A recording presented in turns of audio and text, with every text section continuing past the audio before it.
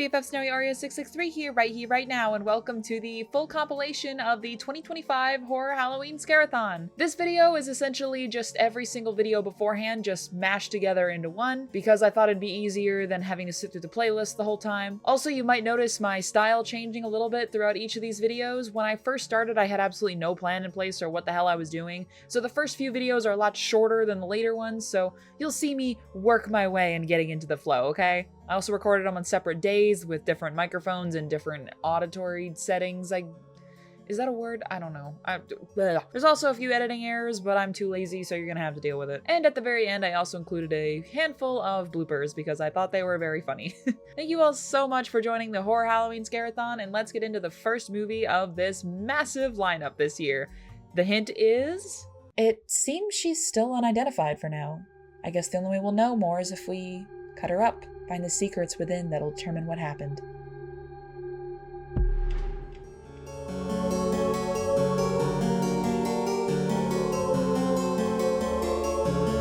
Hey, what's going on, guys? It's your BFF Snowy Oreo 663 here, right now, and we have officially begun the 2025 Ultimate Horror Halloween Scare-A-Thon.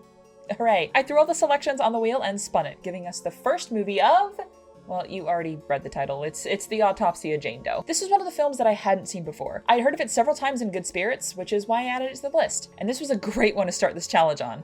Why? Well, because I actually have a terrible phobia of dead bodies and any kind of medical gore, so yeah, great choice for some scares. I'll start with a brief synopsis, go into my thoughts, and then dive into spoiler territory with a full summary. Ready? Let's go. Austin is a not-so-invested mortician training under his father, Tommy. When police find a mysterious clean body buried in the basement underneath the crime scene, they send it to the father-son duo to determine the cause of death. They discover the body has mysterious properties that can't be explained, desperate to find the truth as things get more and more sinister.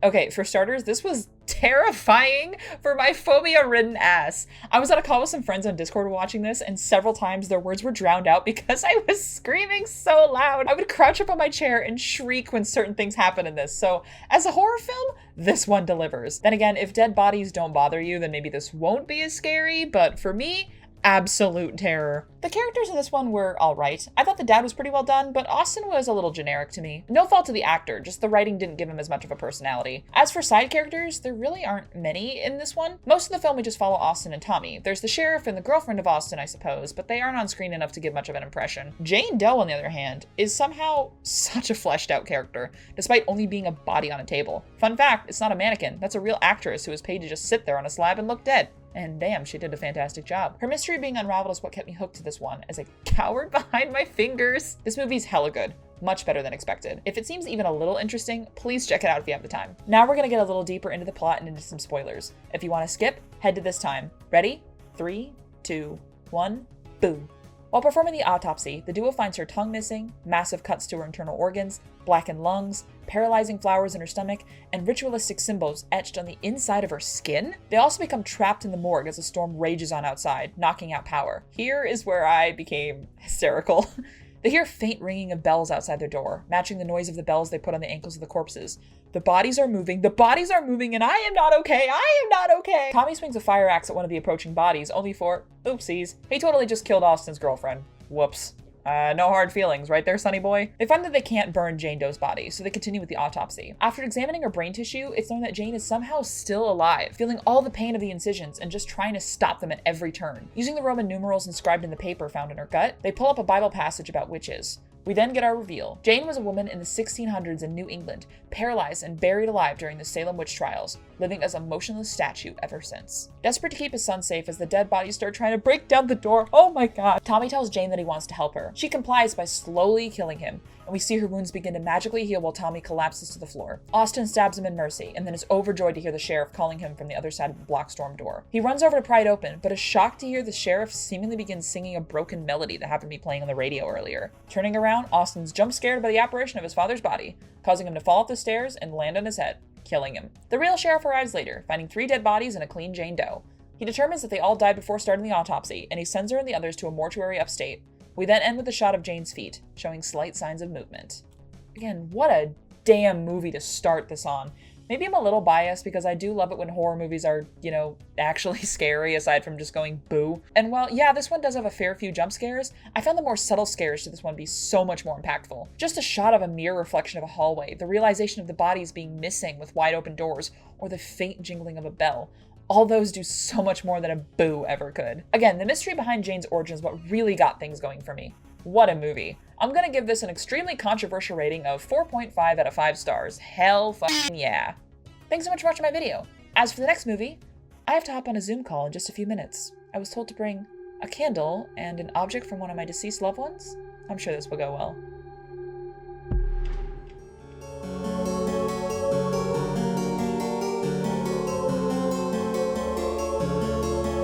What's going on, guys? It's your BFF Snowy Oreo 663 here, right now. And for day 2 of the Scare-A-Thon, the wheel has picked Host from 2020. This was another that I hadn't seen before, but I remember it was talked about a lot during the pandemic as a fantastic scarefest filmed during the event. It's also really short, less than an hour total, so it's gonna be a quick one. I'll start with a brief synopsis, go into my thoughts, and then dive into spoiler territory with a full summary. Ready? Here we go.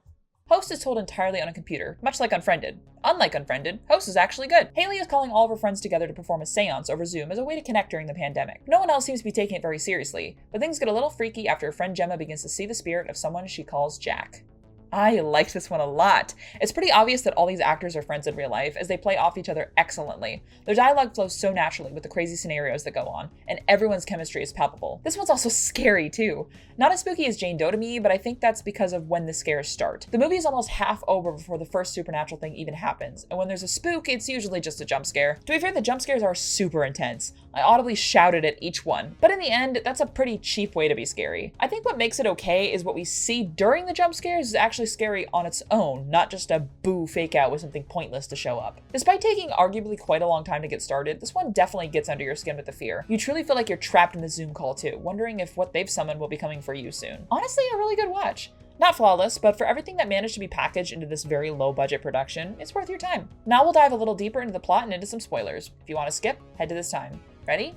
3, 2, 1, boo. During the seance, Gemma claims to see the spirit of a dead classmate named Jack, who hanged himself years ago. Just before the leader of the seance, Salin, can tell her what to do, she disconnects from the call. Everyone starts to freak out, only for Gemma to reveal that she was only joking. Haley gets really mad at her, feeling hurt that no one wanted to take this seriously, as she's a true believer in the supernatural. In the resulting argument, Haley is dragged across a room by an invisible force, while the other friend Caroline hears banging in the attic. A few more unexplained encounters occur before Haley can call up Salin, who says that her internet went out. Gemma admits that she made up the spirit of Jack, even that she never even knew somebody by that name. Salin then tells them that by doing that, they essentially sent an open invitation for anything to wear the mask of this Jack character they created, even something demonic. They try asking the spirit questions, and it begins to flicker everyone's lights when they ask if it's a friend. With Salin's call dropping, things ramp up when their friend Radina's boyfriend falls from the ceiling, dead. Radina is killed not long after, as is Caroline, seemingly possessed into slamming her head repeatedly under her monitor. The rest of the cast drops like flies, Haley being dragged out of her room, their friend Teddy joining back only to see his girlfriend's neck snapped and himself being set on fire, and Emma is spooked by a blanket apparition and is tossed out of her window and onto a picnic table. Gemma runs into Haley's house to see if she's okay, breaking through the window to get inside. There she's attacked by the invisible spirit, but manages to find Haley hiding in a spare room.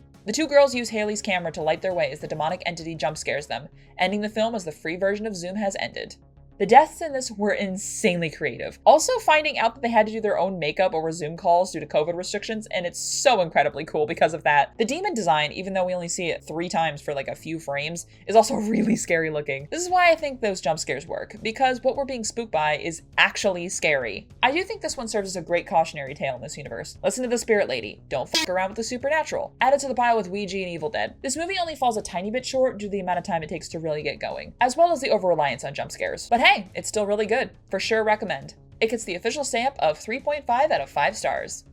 Thanks so much for watching my video. As for the next movie, when exploring the deep pits of the jungle, make sure to avoid the water. Something down there might develop quite the crush on you.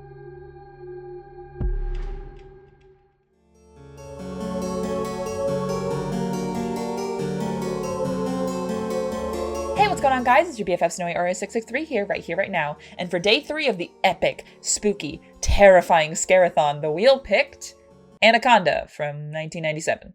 Is this really considered horror? Well, according to my friend Mike, who directly recommended this one, yes, just so you know, I knocked Spree off the list for this. Blame him. Actually, don't. You're the best, Mike. But fuck you for making me watch this. I'll start with a brief synopsis, go into my thoughts, and then dive into spoiler territory with a full summary. Ready? Let's go. A National Geographic film team consisting of J-Lo, Ice Cube, Owen Wilson, this bitch, another redhead, a British dude, and a guy who's definitely gonna make it out, okay? All head to the Amazon to film a documentary about the local natives. While there, they find a wild Jon Voight stranded on a broken boat, as well as a giant monster slithering in the water. If someone asks you what a 90s B-movie monster horror was like, this would be the poster child. What a cheese fest, genuinely. I am terrified of snakes, horrifically scared of them, and I barely flinched in this one. I guess in some of the shots, the animatronic or puppet snake is impressive, but anytime they cut to a CGI shot, it looks so aggressively 90s, which means bad. I think the only scare you really get here is from the sound design of the creature, which does make things pretty intense before it shows up in the movie proper. Pretty much all the characters in this are forgettable. Ice Cube basically just plays himself. Owen Wilson, I mean, look at him. And J-Lo feels more like eye candy than a fleshed out character. And as proof of how bland all these people are, I literally did not remember anyone's name. And Jon Voight, dear lord, he plays a stereotype abomination. What even is this accent? Why is he here? What is he doing? I'm convinced this man just wandered into set and the crew just decided to keep him in the movie. Now we're gonna get a little deeper into the plot and into some spoilers. If you wanna skip, head to this time. 3, 2, 1, boo.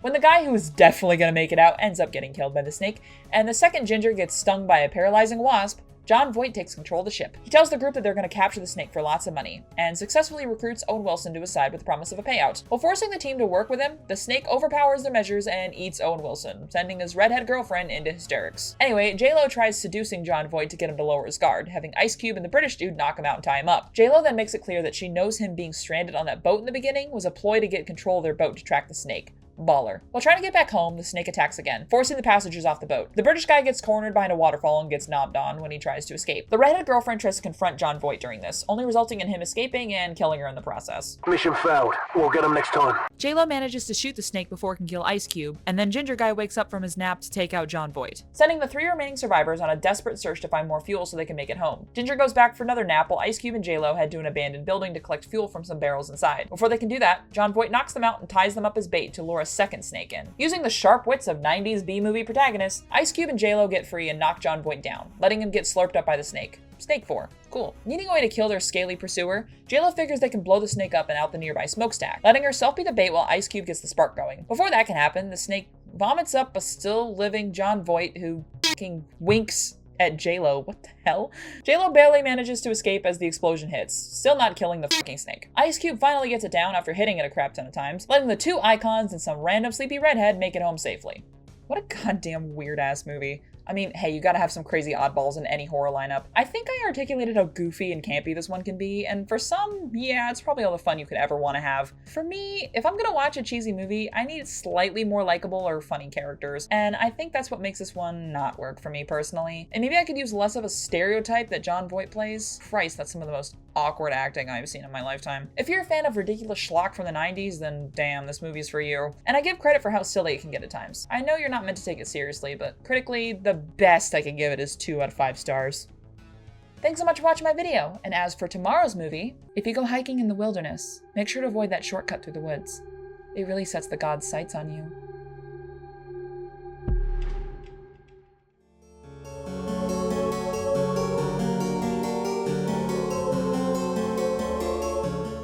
What's going on, guys? It's your BFF Snowy Oreo 663 here, right now, and for day 4 of the Scare-A-Thon, we have the first film so far that I've seen before. It's The Ritual from 2017. This has officially weaseled its way into my top 20 favorite films of all time, and I just really wanted to talk about this one with you guys. It's a Netflix original, so you've got pretty easy access to it. But anyways, I'm hoping to get the word out about this seriously underrated horror gem. I'll start with a brief synopsis, go in my thoughts, and then dive into spoiler territory with a full summary. Ready? Let's go. A group of 5 men, Luke, Hutch, Phil, Dom, and Rob, are deciding where they want to take their yearly holiday trip one night. When Luke takes Rob into a liquor store to get them some booze, Rob gets cornered and confronted by a group of robbers. Luke hides from them, choosing to cower while Rob gets killed for not giving up his wedding ring. Months later, the remaining 4 friends go on a hike in the Swedish wilderness to honor Rob's memory, as it was his chosen destination. Dom ends up falling and injuring his leg, resulting in the group trying to take a shortcut to their lodge through the dense forest, becoming hopelessly lost as something sets its sights on them. This film is so goddamn good. I always love a good creature movie, and this does so much more than just the standard for those. The monster is so incredibly well designed, you guys. I did my best to keep it hidden from you, because the ultimate reveal is so satisfying. I do enjoy the very subtle shots that give a glimpse of it throughout the film. On top of that, this movie hits the horror movie win for me, with most of the scares not coming from just the standard boo jump scare. We also have the underlying theme of survivor's guilt, as well as finding your courage. Two themes I really like when they get touched on, especially in horror films. These four characters do feel like real friends who are in a very strange relationship, with those two themes hanging heavy over everyone. With how slow the tension builds to the explosive climax, perfection. Now we'll get a little deeper into the plot and into some spoilers. If you want to skip, head to this time. Ready? 3, 2, 1, boom. Finding an abandoned cabin in the forest, the men decide to stay for the night. Luke is awoken by a bright light. He goes outside and has PTSD flashbacks before being attacked by something that leaves a wound on his chest. Inside, Hutch has pissed his pants, Dom is screaming his wife's name, and Phil is naked, mindlessly praying to an effigy in the attic. The group continues walking in the woods and get even more turned around. Dom gets pissy and lets out all his frustrations on Luke, blaming him for Rob's death and for being a coward. That night in their tents, Luke has more PTSD flashbacks when Hutch is torn from his tent and is heard screaming in the woods. In a panic to find him, the three remaining men run into the woods, losing their equipment at their camp when they get lost again. They spot Hutch gutted in the trees the next morning, haphazardly burying him in sticks and continuing on. Luke becomes the de facto leader as he tries to get the other two to press onwards. Phil gets attacked that night and dragged away by the creature they keep hearing. Luke and Dom have a little bro moment before attempting to flee, running past Phil's gutted body and following a path to another cabin. The two are knocked out and wake up chained in the attic. An old woman comes in and reveals that she has a similar mark on her chest that Luke has, offering him food and water. When seeing that Dom doesn't have the mark, two men drag him upstairs and begin to torture him. Dom comes back and tells Luke that he better burn this place down. That night, Dom is taken outside and offered as a sacrifice to the creature. He sees his wife Gail approach him before it reveals itself as the monster, skewering Dom in the trees above to die. A woman approaches Luke in the cabin and tells him that the monster is a bastard offspring of the Norse god Loki, and gives its followers everlasting life in exchange for their submission and worship. I like to think this movie is actually canon to the Marvel Cinematic Universe. That would make it a lot more fun. Luke then breaks his thumb to escape his restraints, ew, wandering upstairs to find a bunch of rotting bodies that are somehow still alive, ew, gross, burn them all. Luke gets a shotgun and comes face to face with the creature in the window, running outside to escape it. We get the money shot of the creature when Luke tries shooting it, only succeeding in attracting its attention. He runs through the woods, seeing the blinking lights of the liquor store fade into his vision. When the creature catches up to him, it forces him to bow and cower before it, but Luke refuses, standing up and bravely hitting it with an axe. He then manages to run out of the woods, yelling back as the creature roars in anger, successfully escaping the thing's domain.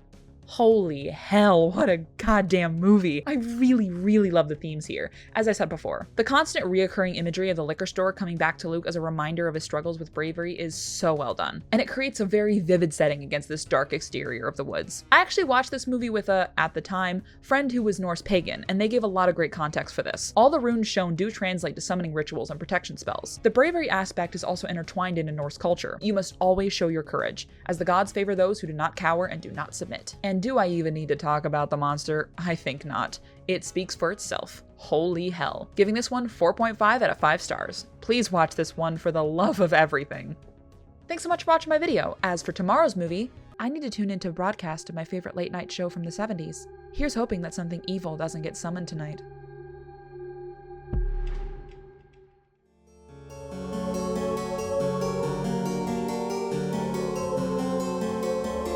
Hey, what's going on, guys? It's your BFF Snowy Oreo 663 here, right now. And for day 5 of the Scare-A-Thon, we have a unique one with Late Night with the Devil. It's another one that I haven't seen, but it appeared on a few lists of great horror flicks from the 2020s. And I love new spins on found footage horror, so I'm pretty pumped for this one. I'll start with a brief synopsis, go into my thoughts, and then dive into spoiler territory with a full summary. Ready? Here we go. Jack Delroy is a late-night TV host in the 1970s, having a very successful run. He seems at the top of his game, having a wide audience, a loving wife, and the admiration of thousands of fans. However, he never seems to get quite to the #1 spot in terms of shows, failing to match up to the impressive power of Johnny Carson. Things begin to drop down farther for Jack when his wife Madeline dies of cancer, and the ratings of his show drop pretty fast as the program loses its spark. There's rumors of Jack's longtime involvement in a vacation spot for the rich, and arcane powers being at play. But that doesn't stop Jack from planning to host the best night ever for his Halloween special. The following we are about to see is the real footage from the show that shocked the nation, as well as never before seen behind-the-scenes clips. Okay, for starters, I loved the framing device for this. This feels so authentic to the times, and it gives this one a really unique look to stand out against other typical found footage horror. I don't really watch any late night TV, but I do have a friend who claims to, so let me call him up real quick. Hey, Ken. Hello. Buddy, how typical would you say this is to real late night television? How accurate is it? This is really accurate to late night television because it also takes place at late night. That's it? Yeah, Okay, well, thank you, Ken. I just shit my pants. Okay. These characters feel so real, the setting coming right out of a program. That adds to the true horror when things start to really ramp up. I also love how many twists and turns this one had, with several shocking reveals that made the whole story flip over and over and over again. Once the first surprise happened a little over 20 minutes in, I was glued to the screen from start to finish. I did get a little confused at the ending at first, but given some time, I think it really landed. Now, I do have one major complaint that did really hurt this movie's overall score. When it cuts to commercial breaks, we get an image that welcomes us back to the show. This movie uses AI-generated images for these, which I do not appreciate. It could not have been that hard to hire a real artist. I've got a policy where if a film uses generative AI at any point during the production, I remove an entire star from the rating, so I will be employing that here. Now we're gonna get a little deeper into the plot and into some spoilers. If you want to skip, head to this time. Ready? 3, 2, 1, boo. The first guest on Jack's show this evening is a medium named Christo, who claims to speak to the dead. He gets a few standard readings in before claiming to get an intense voice from someone named Minnie, who no one seems to recognize. He appears to get very sick when the next guest comes on, being a magician named Carmichael, who doesn't believe in the supernatural. He debates Christo for a little while before the medium begins to freak out. Jack then says he believes the spirit of Minnie was calling to him, since that was a private nickname for his late wife Madeline. Christo collapses, throwing up black blood all over the stage when the studio cuts to commercial. In between the broadcast, Christo is taken to the hospital as Carmichael raves on about how that was an act from a scam artist. Jack wrangles the crew and cast back into place as they welcome their next guest, a doctor named June and her study, Lily. Jack tells the audience that Lily came from a cult compound that claimed to worship a demon named whatever the fuck, and after the compound was burned down, Lily was the only one to escape, seemingly having the demon inside of her. Jack interviews the two of them, much to the skeptic of Carmichael. He seems weirded out by Lily's odd demeanor, but manages to convince June to summon the demon in Lily to prove the existence of the supernatural. During the commercial break as they set up, Jack learns that Christo has died on his way to the hospital. Shaken, he continues with the show, watching as June summons the demon from Lily. Her body twitches as she begins to physically change, speaking in a demonic voice and calling out to Jack directly. It claims to know him personally, having met him in a ceremony before. It then goes into a tangent about how bad June wants to bang Jack before sending the girl floating into the air. June manages to get Lily back from the possession, her profusely apologizing for whatever she said during the takeover. In the next break, Jack learns that this is currently the most successful show ever, which gives him the motivation to continue with the planned events. Back on air, Carmichael doubts what was seen, claiming hypnosis instead. He offers to prove his theory, getting Jack's assistant on stage, Gus, to partake in the session. Forcing Gus and the camera to train on a spinning watch, he gets the man to feel overwhelmingly hot before pointing out a gaping wound on his neck, full of worms. Gus writhes in agony while the audience watches in horror, amping up to 11 when Gus rips open his own body and a giant worm climbs out of his eye. Carmichael tries snapping to break the spell, but this does nothing to stop the effect. After another moment of torture, Gus breaks out of it, revealing no wounds and no worms. Carmichael reveals he hypnotized the entire audience to see the illusion, having the studio rewind the tape to prove that nothing out of the ordinary happened during his act. Wanting to challenge this, Jack has the studio pull up the footage of Lily, revealing the exact thing that everybody saw the first time. Carmichael tries bringing up the argument of tampering with the footage, when Lily stands up and begins to suck the energy out of the studio. Her face splits open, and she snaps Gus's head around, drags June up by her necklace to sever her throat, and melts Carmichael's body from the inside out. What the hell? The transmission crackles out as a corrupting face peers in. But this isn't the end of the movie, dear viewers. We then leave the framing device, moving to a more standard cinematic view. Jack is seen confused wandering through the events we saw at the beginning of the film, detailing his earlier time in his career. This all culminates with him screaming at us to stop the program, then seeing his dying wife in a strange room. Here we loosely get the reveal that Jack unknowingly sacrificed his wife to receive his desired status as the most watched late night TV show, having performed this on the vacation spot for the rich. She begs for death, and he complies, stabbing her, only to reveal that he had actually stabbed Lily. The camera zooms out, leaving Jack a screaming mess.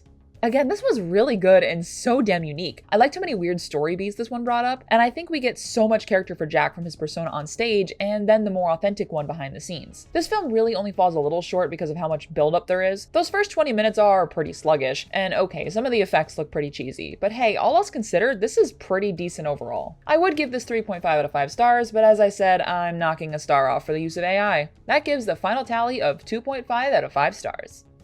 Thanks so much for watching my video. As for tomorrow's movie, when hunting for treasures beyond measure, don't be alarmed. Just abandon all hope, ye who enter here.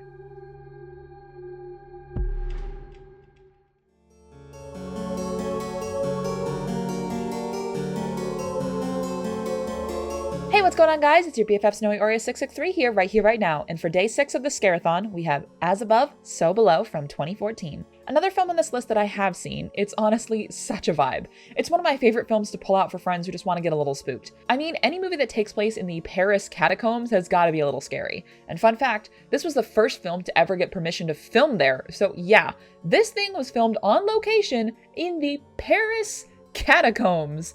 We love some dedication. I'll start with a brief synopsis, go into my thoughts, and then dive into spoiler territory with a full summary. Ready? Let's go.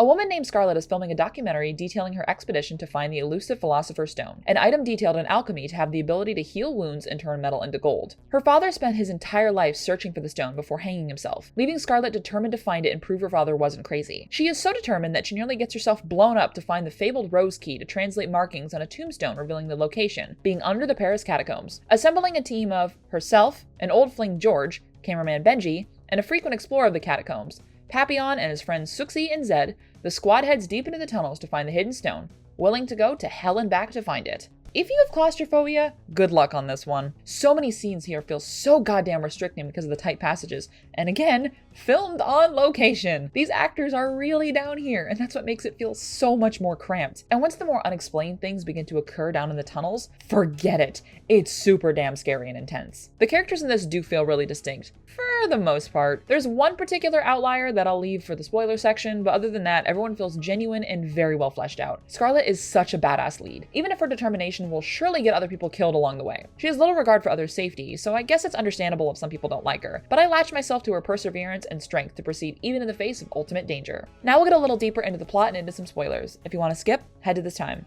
Ready? 3, 2, 1, boo! Heading into the passageways, Papillon leads the group down a very tight crawl space when Benji gets stuck.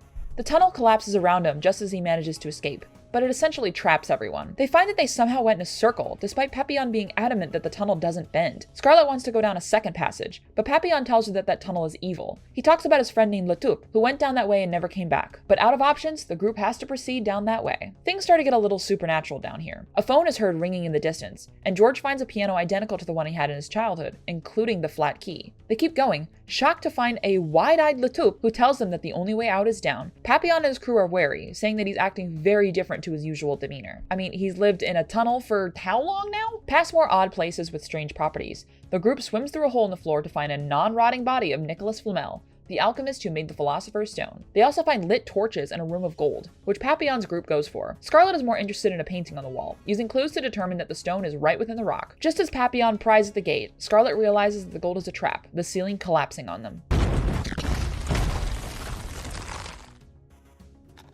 All right, who's not dead? Sound off. Latoupe is lost in the cave-in, and Cece is severely injured. Using the stone, Scarlett heals Cece's wound. As they continue on, George finds an inscription on the wall, saying the famous line, "Abandon all hope, ye who enter here." The same phrase written on the gates of hell. Continuing on, the group finds themselves in a nearly identical chamber to the one they were just in, minus the door they came from. The only other differences are Nicholas Flamel's body is now rotted, and everything seems to be flipped upside down. They also spot a Latoupe in the corner, acting weird. I'm sure that he's fine. He looks completely normal. Then why the fuck's he keep staring at us like he's on methamphetamine? Cece approaches him, but he grabs her and slams her head onto the ground, crushing her skull and killing her before disappearing. Scarlett can't bring her back from the dead, forcing the group to leave her behind. As they descend down a long shaft, Benji takes up the rear as he gets jump-scared by a woman holding a baby, causing him to slip and fall to his death. Next, the remaining members see a fire blazing in the distance, finding a flaming car with a man inside it. We actually saw this man earlier in the film in the catacombs, him being how Scarlett learned about Papillon's experience down there. Pap immediately recognizes the scene, saying that it wasn't his fault. An invisible force pulls him into the wreckage, leaving only his feet sticking out of the stone floor. Aw man, the hot French guy died. Boo. The two main characters and Zed, I guess, head down farther, finding a creepy figure in a chair and faces on the wall, one jumping out and biting into George's neck. Scarlett tries the stone again, but it doesn't work. George mumbling something about rectifying. Scarlett figures out that the stone's a fake, and she needs to return it to where she got it, rectifying herself so she can get the real stone. She leaves Zed to watch over George as she runs back, seeing a ton more scares before putting the fake stone back. On her way down again, she sees the apparition of her father hanging from the ceiling, and she hugs him. She then admits that she was so sorry for not answering his phone call the night he died, not knowing he was in that much pain. With her guilty conscience cleared, she makes her way back to the boys, using her hand and the power of love or whatever to heal George. The three stooges wander to a hole in the floor, each one admitting their guilt before agreeing to take the plunge. George feels guilt for when his brother drowned in a cave waiting for him to come back for help, and Zed is a child that he walked out on. The three jump down, landing and finding a manhole cover in the floor. Pushing it down, they climb out and somehow not being hit by a car as they embrace. Zed just kinda leaving because he's had enough of this shit. Okay, so real quick. Zed was the weak link here in the character department. I asked my friends who hadn't seen this movie who they thought would die first, and yeah, Zed was picked. He's extremely bland and pretty much hand-picked for the first to die character, but he's only kept alive because someone needed to hold the camera on the two main characters, so to me he just sticks out because he's so bland compared to everyone else. Aside from that, this one's so good. Yeah, the characters are stupid as hell, pretty much deserving all the shit that happened to them because of how reckless they are, but I think overall it's a really good package. If you haven't read Dante's Inferno, you'll miss a lot of parallels that are in this. This one gets really damn creative with how it correlates to that, and I always love stories of characters rectifying their guilty conscience. Totally get that some people didn't like the dumbass characters or the ludicrous amount of jump scares, but I, for one, love this thing. Not flawless, but it earned its 3.5 out of 5 stars. Thanks so much for watching my video. As for tomorrow's movie, they say the woods are whispering the devil's words, but I, for one, don't trust that goat.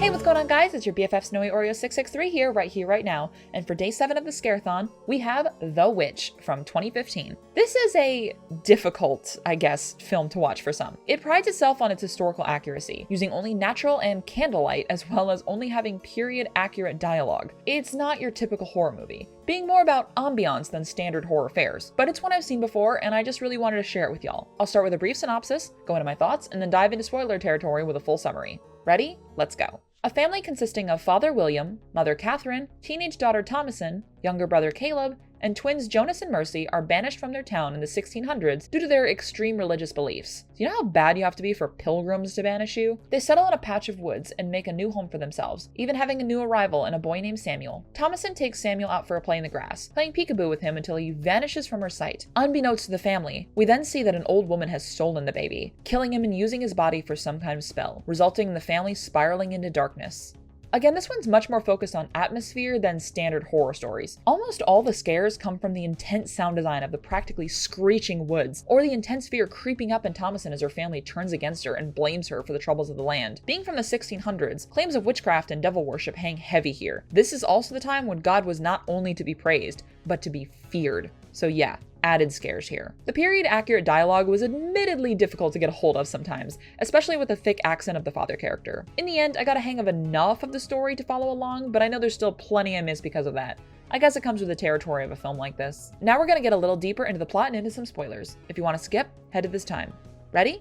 3, 2, 1, boo! The kids overhear their parents discuss their impending starvation, deciding to give Thomason up to another family in exchange for money. Not wanting to lose his sister, Caleb takes her out into the woods to check their traps and hunt for some food. When their dog Fowler runs away, the two get separated and Caleb finds himself outside of a strange home. A beautiful woman emerges, kissing the kid before grabbing him with a withered hand. Thomason runs home, having seemingly lost another brother in the woods. Her mother takes out the frustration on her, father defending his daughter. The twins start to get really weird with their goat, Black Phillip, making Thomason suspicious. Sometime later, Caleb is found naked outside the home, clearly extremely ill. Catherine blames her daughter for bewitching him, the twins claiming that she had used her devil powers to make them forget their prayer. Caleb then gives a woozy sermon before collapsing, dead. William takes Thomason outside and demands that she confess her witchcraft, as he wants her to rectify and turn to the Lord. Thomason turns the story around, blaming the twins and saying that they spoke to the devil in the form of Black Phillip. She's dragged inside and tells the theory to her mother, William deciding to lock all 3 of his kids outside in the animal shed with the goat until morning. That night, Catherine sees Caleb and Samuel in the home, moving to feed her baby before getting her chest pecked at by a crow. What? In the animal shed, the woman from the woods appears suckling on their goat, laughing at the twins and destroying the shed. The next morning, William comes outside to find Thomason alone in the destroyed shed, but then he gets attacked by Black Phillip, being stabbed by his horns and crushed under a pile of logs. Catherine attacks her daughter, calling her a witch and a slut and just about everything else. Jeez. Thomason stabs her mother and is left all alone in the house. That night, she goes to the shed and asks Black Phillip for help, and he responds with a sinister voice, asking if she wants to live deliciously. Thomason agrees, Black Phillip turning into a man and helps her sign a book before she walks naked into the woods, joining a group of women dancing around a fire, flying up in the air with a smile on her face. Again, a little bit of a weird one in terms of horror, but I think that might be why I like it. It can be a bit of a drag at times, but I think the overall atmosphere and eventual reveal of the ending can really get under your skin. You easily feel the paranoia rise in this family, and feel the terror for Thomason's safety as everyone slowly turns against her. The acting in this one was also so damn good, especially from Caleb's actor. The monologues this kid give are astonishing for someone his age, and you can really buy his fear of the Lord in anything sinful. You really feel teleported right into this time period, antsy with suspicion and on edge for when the witch might return. I still wish I knew what they were saying though. This gets a decent rating of 3.5 out of 5 stars. Thanks so much for watching my video. As for tomorrow's movie, Time to turn on the TV so I can try to get some rest. But I just can't shake the feeling that they're here.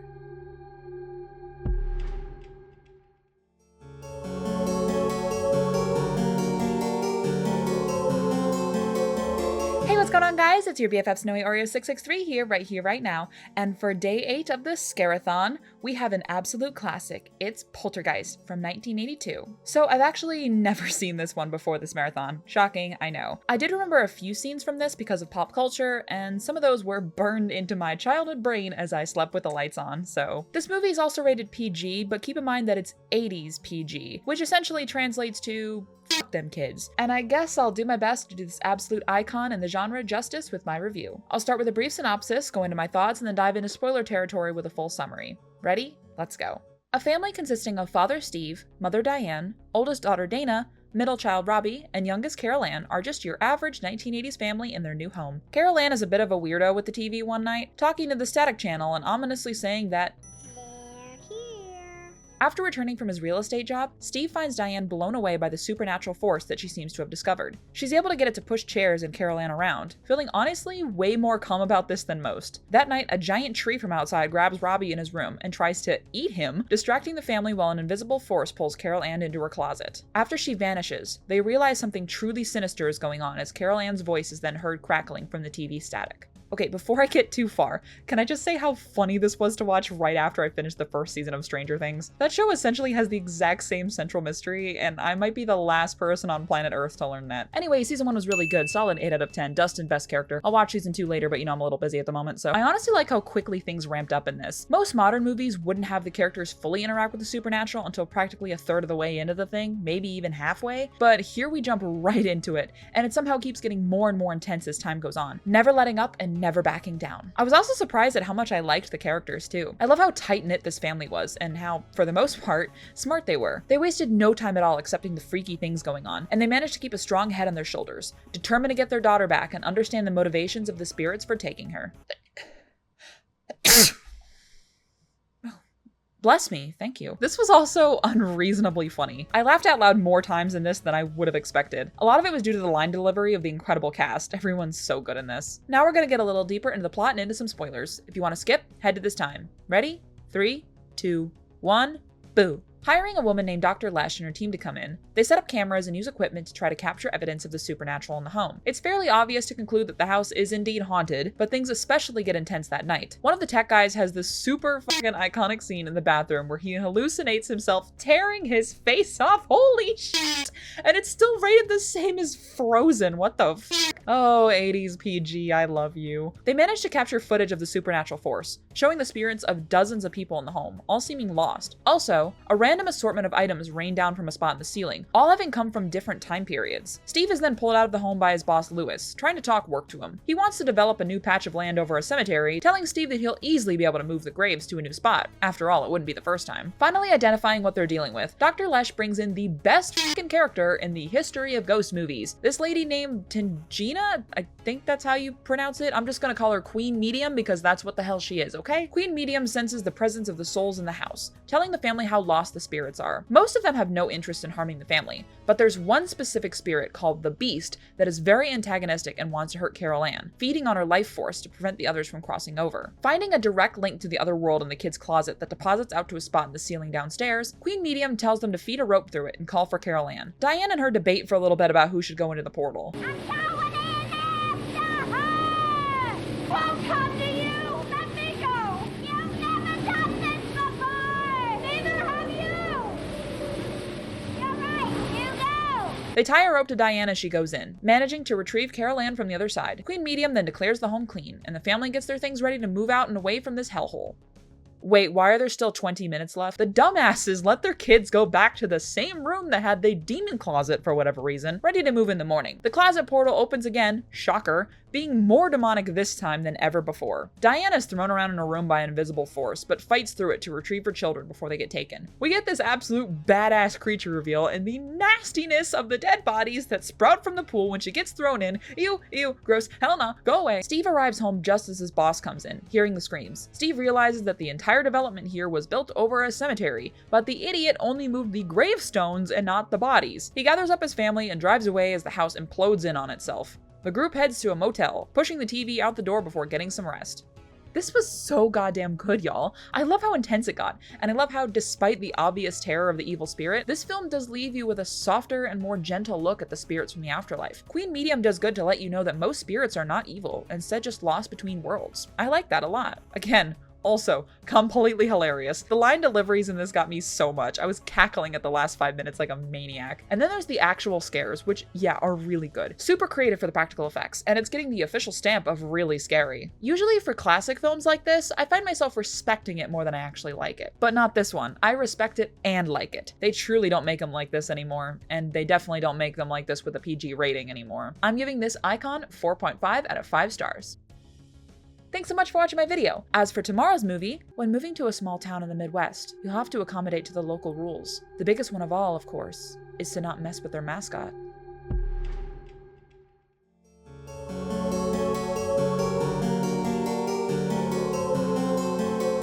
What's going on, guys? It's your BFF Snowy Oreo 663 here, right now. And for day 9 of the Scare-A-Thon, we've got a fun recent release with Clown in a Cornfield from 2025. Despite the really goofy name and premise, I actually really enjoy this one. This is another that I have seen, and I am tired of people judging this as a stupid, meaningless slasher. Correction.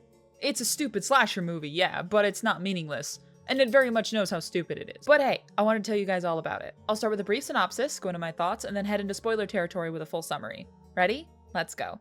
Quinn is a 17-year-old who's forced to move away from the city and into a tiny little town in Missouri with her father, Glenn, so he can become the town's new doctor. She meets a local and an awkward redneck kid named Rust who lets her know that there's plenty of weird people around. At school, after unfairly getting detention, she meets some kids more her speed. Ronnie, Janet, these two meatbags, and one who catches her interest, Cole. Cole is the son of the mayor and the great-grandson of the founder of the town, but the group is more interested in turning their town's mascot, Friendo, into a horror sensation online. At a Founders Day parade, the town falsely believes the group is responsible when some idiot accidentally lights the mascot statue on fire and breaks it. Spoiler alert, we never actually find out who this person really is. And the two meatbags go missing that night. After this stunt, Quinn learns the local rule: don't fuck with Friendo. Again, a really damn good time. This one knows you aren't supposed to take it seriously, and it openly mocks many of the typical horror slasher tropes. It's like we're in some awful 80s slasher horror movie in the corn. Which means what exactly? It means I'm next. Okay, stop it. It's also extremely not subtle, with an overarching theme of the different generations not getting along and refusing to understand one another. And while I think it's a good message, the way it's portrayed is very one-sided, which I guess is the point, but I wish they made it a two-sided thing overall. Character-wise, it's not the best, but it's not bad either. The only characters who really have any kind of personality, aside from just stereotype, is Quinn, her dad, Cole, and Rust. Everyone else is just so cookie-cutter and bland. Well, I guess except for the main baddie, but that will be in the spoiler section. When the scares actually get started, I do like how chaotic it is. This is pure slasher fun at its finest, only caring about giving you a gory kill and making you giddy with the carnage. My favorite. These are my kind of slasher movies, where honestly, they get to the damn point and make it just purely about entertaining you. Now we're gonna get a little deeper into the plot and into some spoilers. If you want to skip, head to this time. Ready? 3, 2, 1, boo. Sneaking out of her house with Cole to go to the Halloween party that night, Quinn tries seducing him, but gets butthurt when he asks to go slower instead. She storms away and meets up with the girls, who see a chick named Ginger walk out of the cornfield, an arrow in her back. They think it's another stunt for one of their videos, but once Quinn checks her pulse, they find that she's really dead. The non-named characters hide in the barn as a Friendo appears in the cornfield, Rust coming out and shooting it with a shotgun. The party isn't over yet, as more Friendos emerge. That's a lot of Friendos! Rust able to shoot one in the hand as Cole appears, everyone barricading themselves in a shed. The Friendos try breaking down the door, and Quinn tries putting the pieces together. The girls then watch as Rust and Cole bicker for a little while about each other being stupid, when Rust tells them that he's not gonna let him throw away all they had together. This scene is so fucking funny. When comparing it to their scenes earlier in the film, you get the same reaction as the girls. You rejected yet? Cole rejects everybody. I never thought I'd say this, but I'm glad you're such a redneck, Russ. Oh, thanks, man. I love you too. Russ and I used to go hunting together. Oh. Why can't They decide to crawl out through a sewage pipe while the boys rig the shed to explode as a distraction. Cole crawls to safety right as it goes boom, but Russ didn't make it out in time. The group is forced to keep going, cutting through the cornfield to get to the closest neighbor's house to use their phone. They get stopped on the road by an officer who arrests Cole pretty much instantly, thinking it's a bit for their videos. Nice fucking town you got there. The girls then trek alone, running into some friendos in the corn. Ronnie gets got with a chainsaw as Janet and Quinn make it to the neighbors. They find a rotary phone upstairs but can't figure out how to work it, stopping when they see their photos printed on the wall, realizing that this was a trap. Downstairs, Janet gets stabbed with a pitchfork, Quinn taking it out of her to kill the attacking friendo, leaving her all alone. She takes the neighbor's keys and tries to drive away, getting stumped by the stick shift and kidnapped by the clowns. She wakes up in a warehouse, getting the big reveal. To no one's surprise, the friendos are all the adults in the town, led by Cole's dad, the mayor. He hates the youth and all that they stand for, saying that this is just one of the Founders' Day traditions that they have to clear the town of the bad crop. He reveals Cole set to hang, planning to blame him for the massacre. There's more reveals here that aren't super important, like Cole's dad burned down the local factory for insurance money, and then he blames Cole for his sister's accidental drowning death,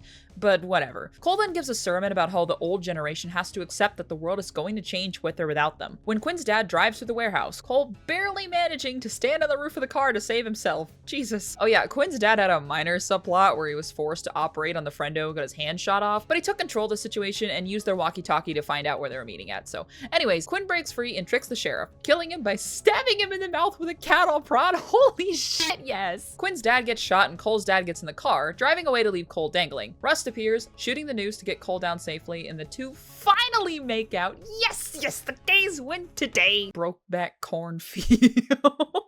Quinn arrives and the rest get into another car, her dad trying to teach her to drive stick when another friendo appears. I can only assume this is meant to be Cole's dad, to which Quinn runs him over. The end of the movie shows Quinn moving away from the town, getting a gift of a self-defense baton from the boys.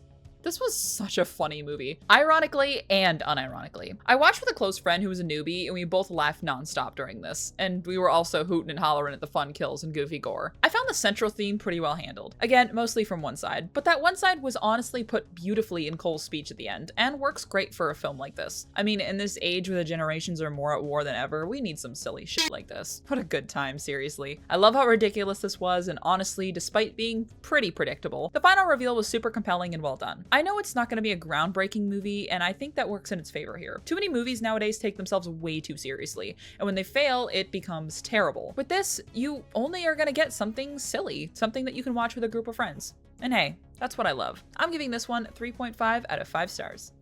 Thanks so much for watching my video. As for tomorrow's movie, They say true love can come for you at any time, maybe even as he eats your boyfriend's brains. Don't judge him. He's working on it.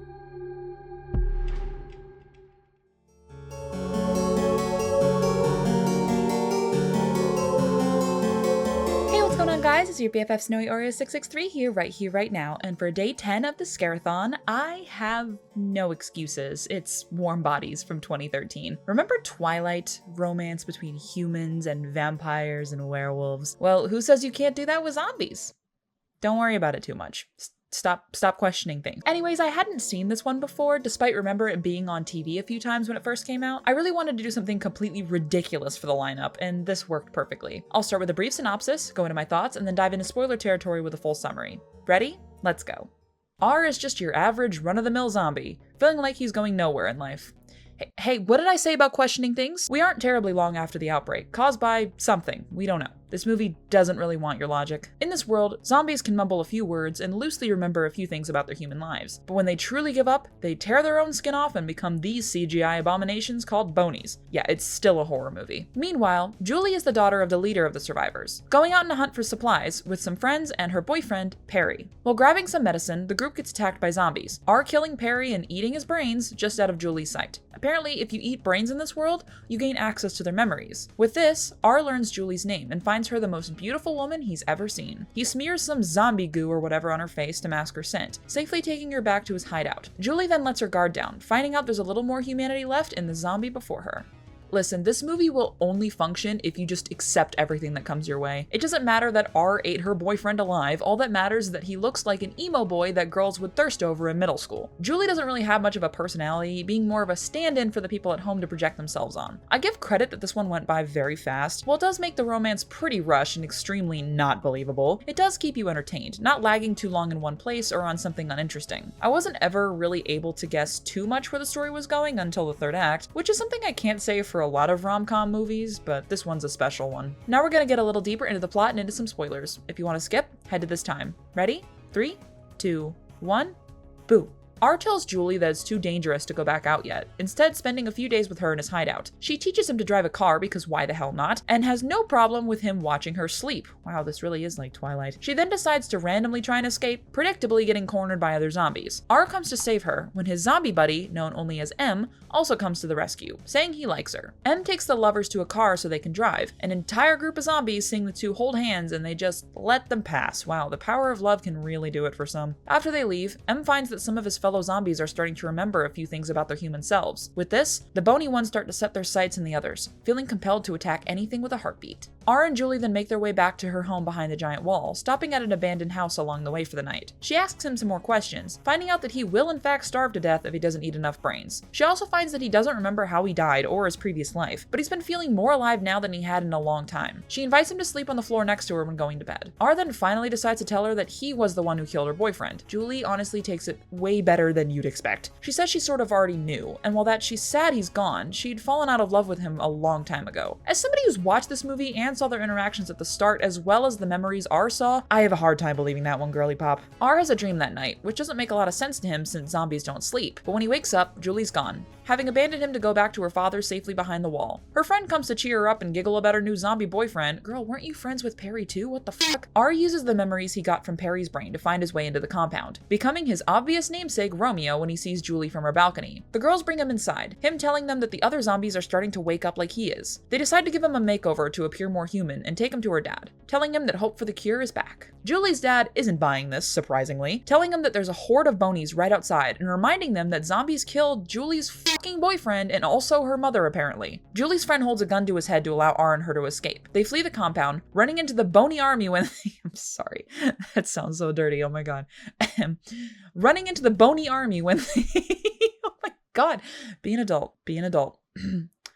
Running into the bony army when they get saved by the other zombies, fighting back as the bonies attack them for having heartbeats. Don't worry about it. The humans join the fight with the zombies at their side, R and Julie getting cornered at a drop-off. R tells her to jump, cushioning her fall in the water with his own body. She pulls him up and kisses him, his skin turning into a normal shade and his eyes a less freakish blue. Right then, R gets shot in the chest, surprising everyone when he starts to bleed. This is a heroic moment as R bleeds out so fucking much, Jesus Christ! Julie excitingly telling everyone that corpses don't bleed. They casually load R up to return home, him just gently holding his gaping chest wound. Dude! The man is going to bleed to death. Someone help him. The story ends with the zombies becoming part of society, becoming more and more human by day. R still doesn't remember his past, but he's more than happy with where he is now.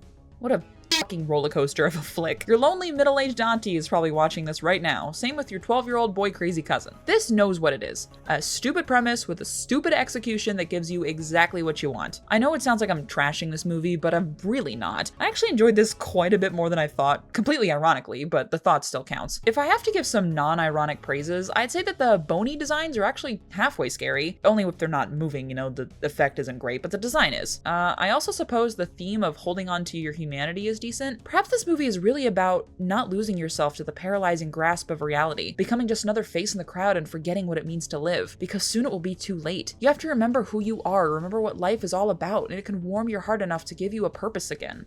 Or maybe it's a dumb movie about a girl falling in love with a fucking zombie Lex Luthor. I don't know, don't read too much into it. I'm giving this one 3 out of 5 stars, because I'm a sucker for hot people kissing each other, damn it. Thanks so much for watching my video. As for tomorrow's movie, the job is simple. Take the girl, get the ransom, and profit. But something about her just doesn't seem quite right.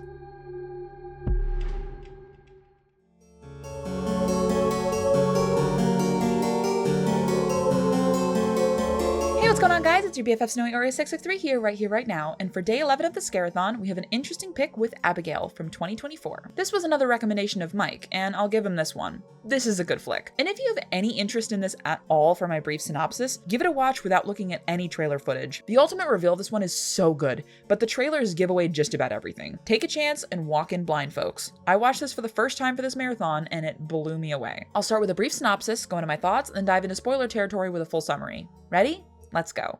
A group of criminals, all with fake names for anonymity, are working for a man known only as Lambert. We have Joey, Sammy, Frank, Rickles, Dean, and Peter. They are tasked with kidnapping a young girl, who's the daughter of someone very influential, and to hold her at another location for a ransom of $50 million. They're not allowed to know who her father is, or even what the girl's name is, all for the purpose of secrecy. Lambert leaves them to guard her until morning, Joey coming in to comfort the kidnapped girl, learning her name is Abigail. After promising Abigail that she won't let anyone hurt her, Abigail's demeanor shifts, telling her that I'm sorry about what's gonna happen to you.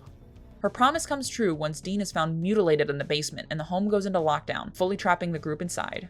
This was such a goddamn ride. I love how chaotic and gory this one got, especially as somebody who had no idea what the real threat of this movie was. Trying to race to put the pieces of the mystery together while also trying to figure out who in the group to trust was so good. I for sure was blindsided by every turn of the story, this one never falling into a predictable place. And Abigail's actress, Alicia Weir, is so goddamn talented. She carried every scene she was in, completely stealing the show and acting leagues beyond some of the adults in the cast. It also feels like a long time since I've said this, but most of the characters in this were really well done, feeling like real people instead of stereotypes. I've missed that in the 3 days since I've watched Poltergeist. Now we're gonna get a little deeper into the plot and into some spoilers. If you want to skip, head to this time. Ready? 3, 2, 1, boo. After Rickles is killed within a fraction of a second when their back was turned, Frank manages to find out who Abigail's father is. He's a very powerful crime lord who has a notorious hitman who never fails a contract. The group argue out a plan, half wanting to trade Abigail for their life, while the other half wants to beat the girl to a pulp for more information. They break into her room and fight, when Abigail simply takes off her chains, stands up, and oh my god, she's a fucking vampire. Frank shoots her in the head, but she just wipes off the wound and charges again. They lock her in the room, debating about what to do. Joey wants to stick to the plan of trading the girl for their lives, but the rest are determined to kill her. They arm themselves with wooden stakes, Sammy going to the kitchen to find some garlic. I got him!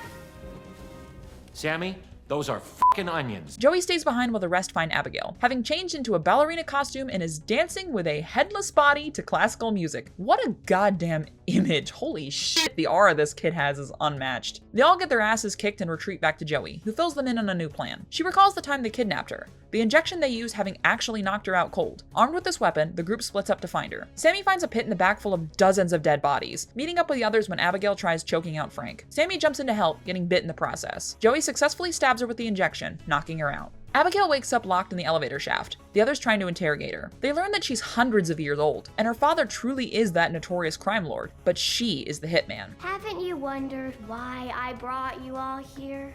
You brought us here? Jesus Christ. There was never any money. She purposefully led all these people here, knowing who they really were. Each one somehow wronged her father, and despite him not caring much for his daughter, he does let her have fun to play with her food. She singles out Joey most of all, spewing out chillingly how she abandoned her own kid due to her drug addictions. The group then try to find a way to escape, leaving Frank to watch over the demon child. Abigail tricks him with a badass monologue and breaks free, only being stopped by a ray of sunlight that explodes her hand. Jesus Christ! It starts to grow back when the others find a sunny window to stand in, out of her sight. Sammy thinks that she can perhaps hack the house's power to get the lockdown doors to open. They split up into teams of 2, Sammy and Peter heading to a greenhouse. Sammy finally falls victim to the bite, morphing into a puppet of Abigail. She kills Peter, chasing down Joey and Frank. Joey then uses a reflection of sunlight to make Sammy fucking explode. Jesus, yes. The 2 survivors make their way down to a control room, finding Lambert inside. Unsurprisingly, he's a vampire. He says that Abigail turned him years ago, but he still has his autonomy. He's tired of working under her and her father, and asks Frank for help to take them down. Frank agrees, getting bit and drinking Lambert's blood. Apparently, this is what gives you autonomy as a vampire. Frank basically instantly kills Lambert, wanting everything here for himself. Abigail appears, fighting Frank but losing when he bites her and drinks some of her blood. Joey runs away but gets caught in a dead end, calling up her son in what she believes are her final moments, leaving him a message that she loves him. Frank appears, throwing her off a balcony, but Abigail catches her, making it clear that you have to completely drain a vampire of all their blood to kill him that way. She says that she'll let Joey live if she helps kill Frank. The girls teaming up to take him down. It goes pretty poorly. Abigail getting knocked down and Joey stabbed with a fire poker. Frank bites Joey, planning to turn her into a puppet. As Joey awakens in her new vampiric form, Frank orders her to kill Abigail. Instead, she takes a swing at him. The 2 girls get ready to kill the man, Abigail telling Frank that it takes a long time to learn how to do the cool vampire stuff, and they stab him through the heart, Frank exploding into a massive goo. Joey has reverted back to her human form, having killed the one who turned her. Just then, Abigail's father appears, and we loosely get the reveal that he's Dracula. Abigail defends Joey, convincing her father to let her go. Joey gets the hell out of Dodge, planning to return back to her son to be a good mother for him. Holy goddamn hell, what a surprise of a movie. The kills in this were so perfectly over the top. The performances were outstanding for the most part, and the energy of this made it feel like you were always on the edge of your seat. I cannot get over how much I love Abigail as a character. I wish this kid nothing but the best in life. If you have a desire to watch a hilarious, bloody, and insane modern horror masterclass, welcome to Abigail. You're in for the wildest ride with a fantastic central antagonist across the twists and turns that will leave you completely satisfied. I'm giving this one 4 out of 5 stars. Thanks so much for watching my video. As for tomorrow's movie, finding confidence in your body as you age is a challenge for some. But wouldn't it be amazing if one little injection could create a better you?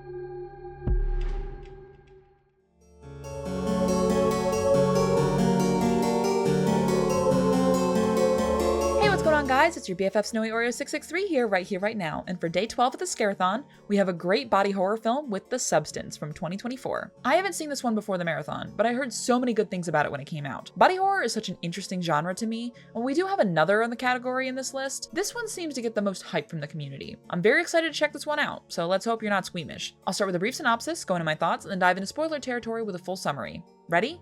Let's go.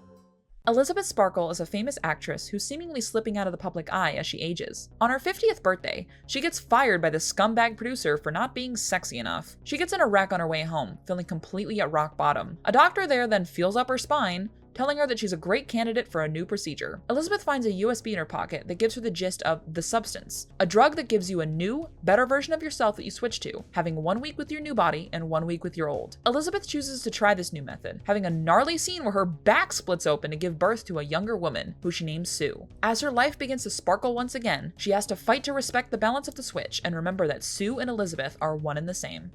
Quite obviously, this film tackles the unrealistic beauty standards for women in the industry, and it's done super well. It's not very subtle, but some messages need to be shouted out to make it land for those who cannot relate. This movie will hit hard for women right out of the gate, and I like how over-the-top sexual many of Sue's scenes can be, ensuring that, yeah, the men in the audience stay in their seats until they can get more intense. Gotta do what you gotta do. Elizabeth is such a tragic character, played expertly by the stunning icon Demi Moore. Only unbelievable thing about this movie is that she would ever be considered not hot. That is a gorgeous woman, how fucking dare you? And the way that her Sue persona starts out mimicking her performance so well, only to spiral into feeling like she's a completely different person, is outstanding. I've heard a few reviewers online confuse if there's really a split consciousness or not, but the film goes out of its way to remind you that Elizabeth and Sue are indeed the same person. Many people who experience confidence issues can feel like their at-home version of themselves is practically a different person from the one that they wear out. And a particular scene in the film where Elizabeth self-sabotages herself while having the looming presence of Sue in the background just got me so emotional. It's an all too familiar feeling. Now we're gonna get a little deeper into the plot and into some spoilers. If you want to skip,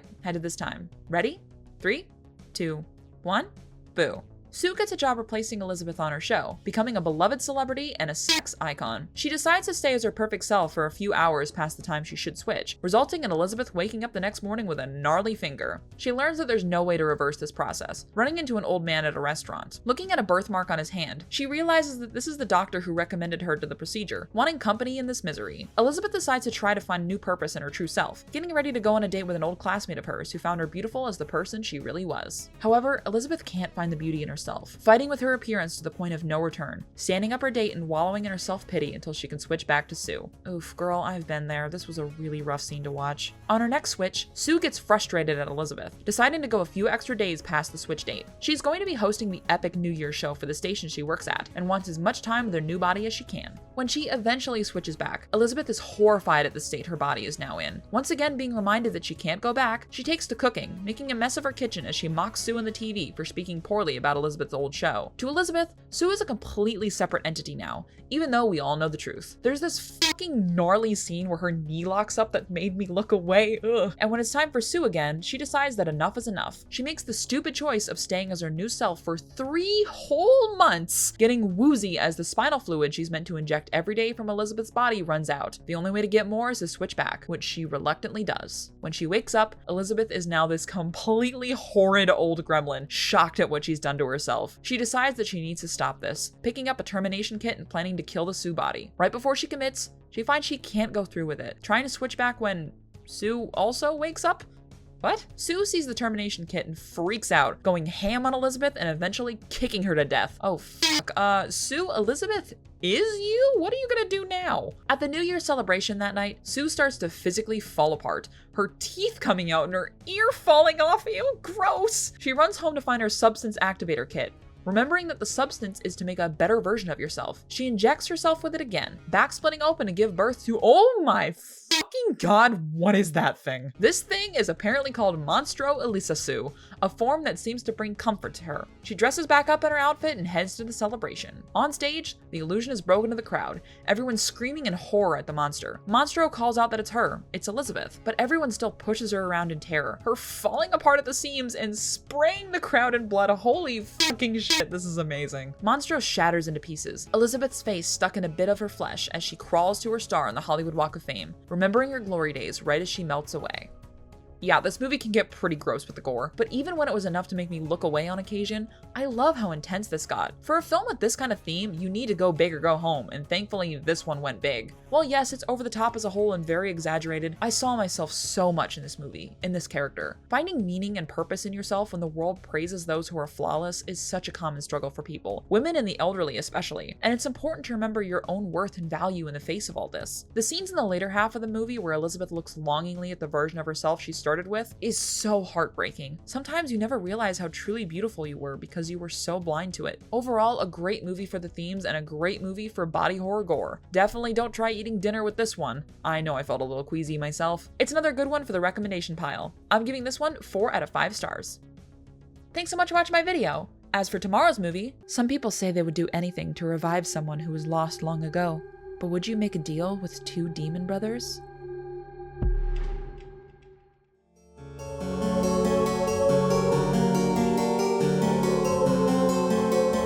What's going on, guys? It's your BFF Snowy Oreo 663 here, right now. And for spooky day 13 of the Scare-A-Thon, we have our first and only animated film with Wendell Wild from 2022. Directed by stop-motion legend Henry Selick, who you may know from Coraline and Nightmare Before Christmas. I was excited for this one when it came out. I mean, it also came with an unusual PG-13 rating, so of course I wanted to see it. So yes, I've seen this before the marathon, but it was one I wanted to revisit. I'll start with a brief synopsis, go into my thoughts, and then dive into spoiler territory with a full summary. Ready? Let's go.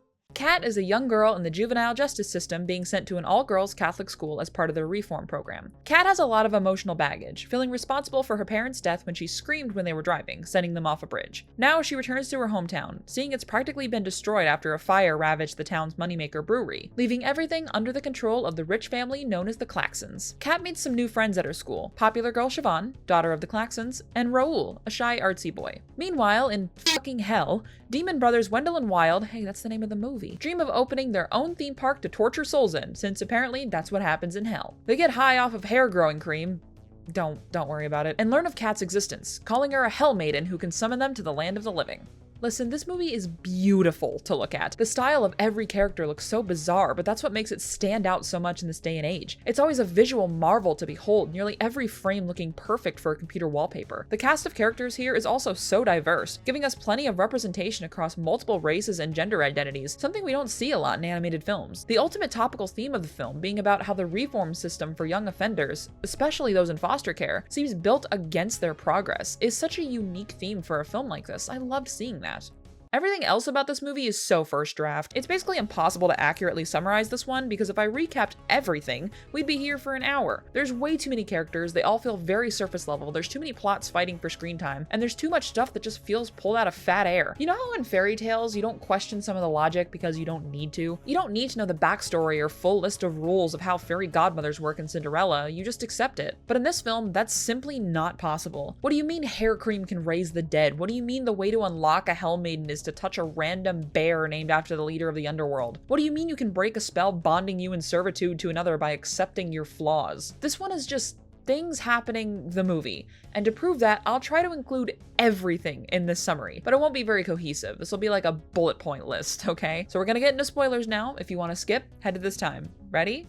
3, 2, 1, boo. Kat touches a random bear in science class that makes a skull appear in her hand, revealing her as a hell maiden to the nun teacher, Helly. The principal of the school meets with the Klaxons, who are trying to get enough council votes to let them build a big-ass prison, but the council or whatever always votes against it. The principal asks them for money for the school, and when they refuse, he tries to blackmail them by letting it slip he knows they started the fire at the brewery and killed a bunch of people. He then gets killed by the Klaxons for that. Wendell and Wild appear to Kat in her dream and tell her that she needs to steal the bear to summon them to the world of the living, promising her to revive her parents from the dead in exchange. They find out that the hair cream they use on their father, who by the way is the king of hell, can reawaken the dead, planning to exploit the bodies in the cemetery for cash to build their dream funfair. Kat summons the demons, but they end up missing each other, the brothers reviving the principal instead to test the cream. It works, but they find he has no cash. The principal tells them that the Klaxons would probably pay if they revived the previous council members, which would sway the council vote into letting them build the prison. They do this, and it works because of course it does. The Klaxons agree to pay, but telling the brothers that if they revive anyone else, then the deal is off. Kat finds the two later, demanding they revive her parents. To distract her, they lie and say she needs to swear her allegiance to them to do their bidding. She does, her hand glowing and forcing her to pick up food for them, bonding her to the brothers. Raoul shows up and steals the hair cream, reviving Kat's parents and telling them to go home before getting kidnapped by the demons. Kat finds her parents at home, who are happy to see her but tell her to go back and help Raoul. She does, but not before Helly shows up to find Kat's hands fucked up beyond belief because of her breaking the bond to the demons. She drags her back to the school, leaving Raoul with her parents, jamming out to music when they get kidnapped by the demons. Helly takes Kat to the creepy janitor who likes to kidnap demons, telling him to bind the two girls or something to free Kat of her possession. They go into a room where Kat faces her fears and insecurities,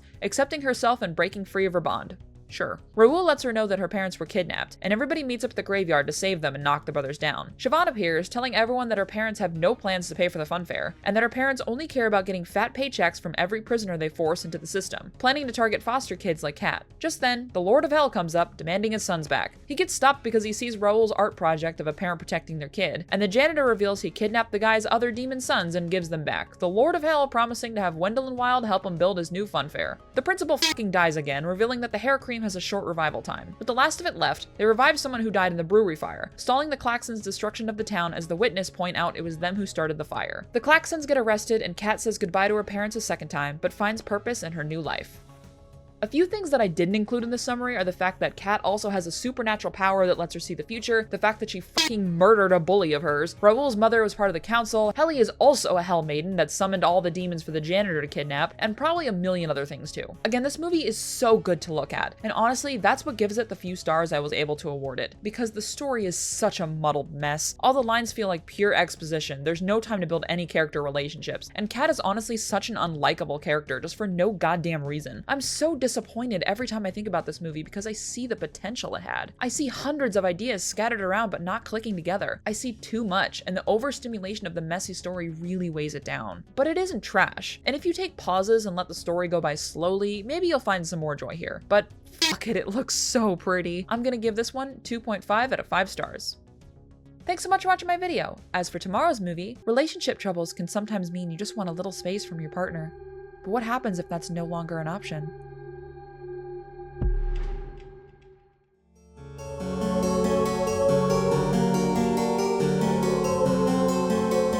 What's going on, guys? It's your BFF Snowy Oreo 663 here, right now, and for day 14 of the Scare-A-Thon, we have Together from 2025. Yet another one I've seen. I had the pleasure of watching this for the first time in theaters with my great auntie and my grandma.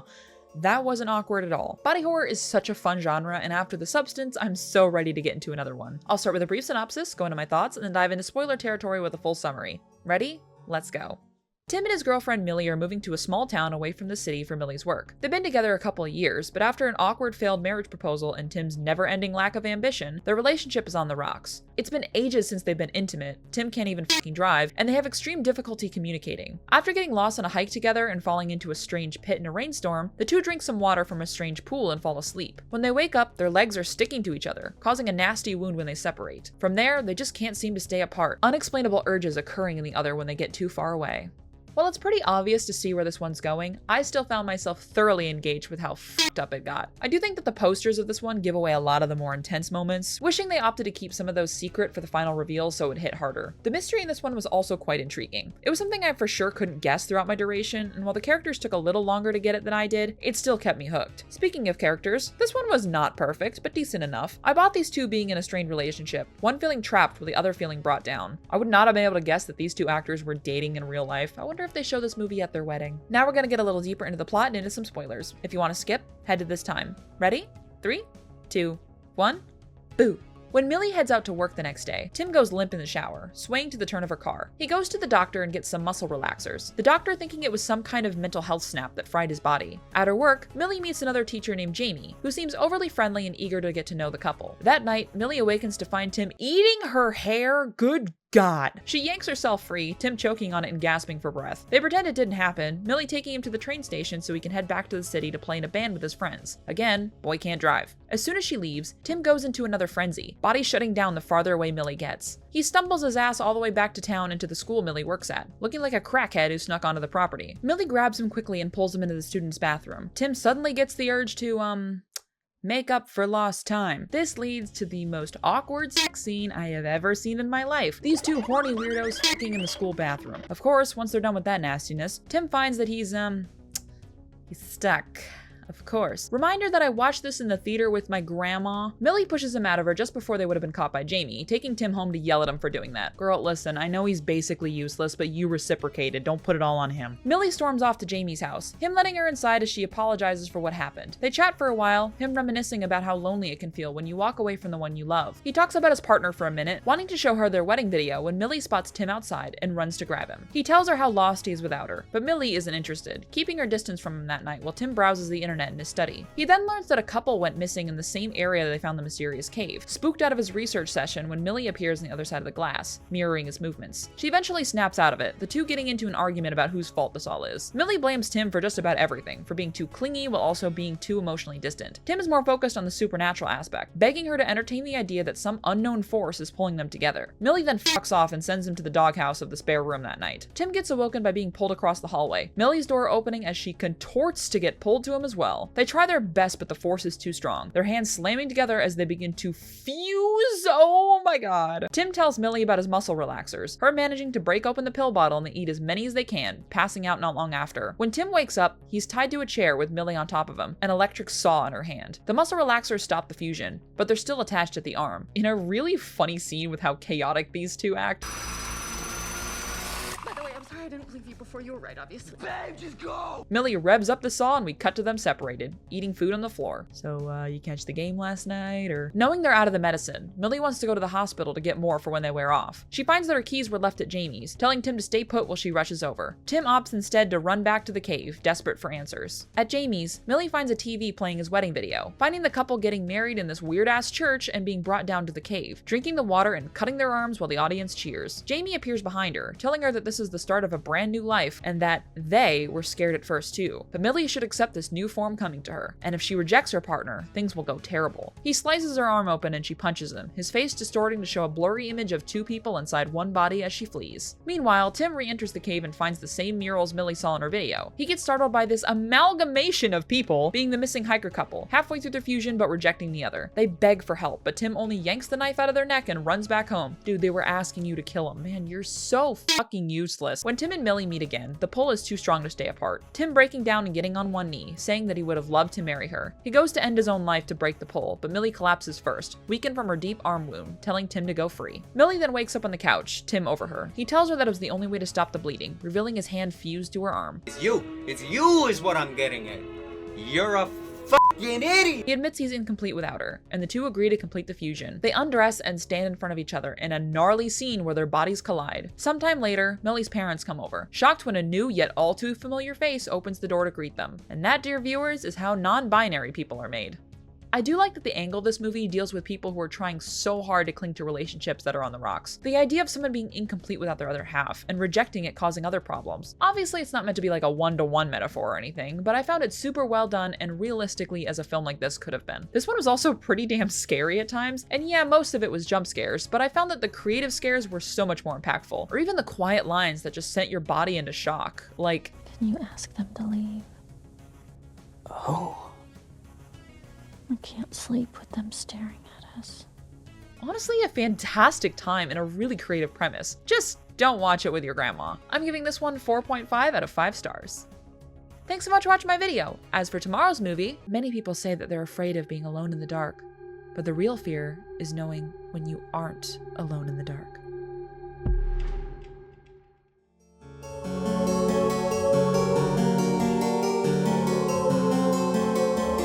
going on, guys? It's your BFF Snowy Oreo 663 here, right now. And for day 15 of the Scare-A-Thon, we have a film that I am honestly terrified to talk about. It's Lights Out from 2016. Yes, this movie that was generally forgotten by the public. Oh boy, do I have beef with this one. When the short film came out in 2013, I watched it with my friends in middle school and I got so scared that I developed a fear of the dark that still permeates to this day. Yes, this is the thing I attribute to my own fear of the dark. And when the trailer dropped for this film adaptation, the fear came raging back. I avoided the film at all costs, but here I am nearly 10 years later, ready to conquer my fear and watch it for the first time. My friends in my Discord server were thankfully available to keep me company in this. We watched the short film first and then the movie, and apparently most of my screams were so loud that my mic didn't pick up on them, but my friends Nat and Adam were kind enough to record everything so you can hear a little bit of my misery.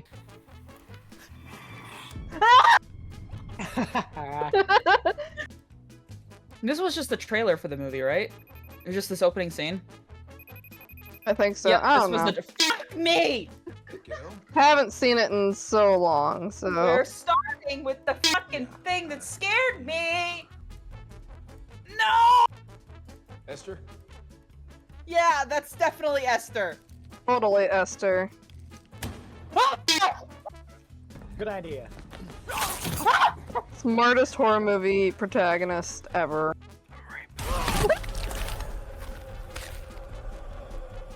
I'm gonna kill myself now. I'm gonna kill myself now. Might as well hop into the movie now. I'll start with a brief synopsis, go into my thoughts, and then dive into spoiler territory with a full summary. Ready? Let's go. Rebecca is a not like the other girls kind of chick, living in an edgy apartment while having a relationship but not really together thing with this guy named Brett. She gets a call to pick up her little brother Martin from school one day, him having fallen asleep in class for the third time and their mother not answering the phone. Their mother had a history of mental health problems, and it's getting worse after the mysterious death of her husband, the siblings' stepfather. Rebecca plans to take custody of Martin when she sees how frantic her mother is, but that night, a figure in the darkness makes itself known to the siblings, demanding they keep their distance. Oh shit. Snowy. Oh my god. Snowy scared me more than the actual thing. While overall this movie as a whole is just kind of fine, the actual terror in this is so chilling. But much like the Autopsy of Jane Doe, if you aren't afraid of the central threat, maybe it won't impact you as much. Someone like me has such a fear of the dark that the mere concept of this entity is horrifying. Watching this movie made me have a flashlight in my lap at all times. And yes, I will admit I did sleep with the lights on that night. The short for sure does this one better than the movie itself, but I do think it's creative with how they expand on the lore of the monster. And for a horror entity, this one is so unique. The way the threat works is that it can only exist in the darkness. A flash of light and it's gone, but you turn your flashlight away, it'll teleport right to you, aiming to kill you in nasty ways. The sounds this thing makes gets right under my skin, and the appearance of it, the pure black form with white eyes, wild unkempt hair and claws, it's downright terrifying. I hate talking about it so much because that means that editing Snowy has to find more clips of it to use, and that means I have to look at it longer, make it stop. Now we're gonna get a little deeper into the plot and into some spoilers. If you want to skip, head to this time. Ready? 3, 2, 1, boo. After learning that the entity's name is Diana, and that Rebecca actually remembers this thing from her childhood, she takes Martin back to her mom's house to do some research. She finds some files from the mental hospital her mother was at when she was younger, reading that Diana was a child with an extreme allergic reaction to the light. She was found locked in her father's basement after he, removed himself from the census with a note that says Diana was in his head. Diana apparently was friends with Rebecca's mother at the hospital, but was killed when she was essentially vaporized by an experimental ray of light meant to cure her. Rebecca interrogates her mother, learning that she's aware of Diana's existence in the home and that she killed her husband. She says that Diana is extremely overprotective of her, and she wants to make sure that no one else gets in the way of their friendship. Rebecca wants to take Martin back to her place, but he refuses, saying that they can't leave their mom alone like this. The squad goes dumb, staying in the home with scattered flashlights and candles. Brett is put on the couch. Yeah, I forgot he was in this movie too. And the siblings share a room upstairs. Their mother gives a subtle sign that she needs help, and all hell breaks loose when the power goes out that night. Rebecca stupidly leaves her brother alone while heading to the basement, and predictably, everyone gets attacked by Diana. Brett is an absolute genius though, using his phone light to keep her away and later hitting the alarm button on his car to trigger the lights. He fucks off to go get help, while the siblings end up locked in the basement together. Rebecca finds a blacklight, seeing hidden messages on the wall left by Diana. She gets jump scared by her, revealing that the blacklight doesn't hurt her, but it does show her true form and forces her to be visible. successful. Brett returns with the cops and they predictably get killed, but the siblings are able to escape the basement. Rebecca forces Martin to leave, him begging her to help their mom. Rebecca gets a few hits on Diana with a combo of the blacklight and the flashlight, but she's no match for this freaky fucking abomination. Not too much longer, I don't think.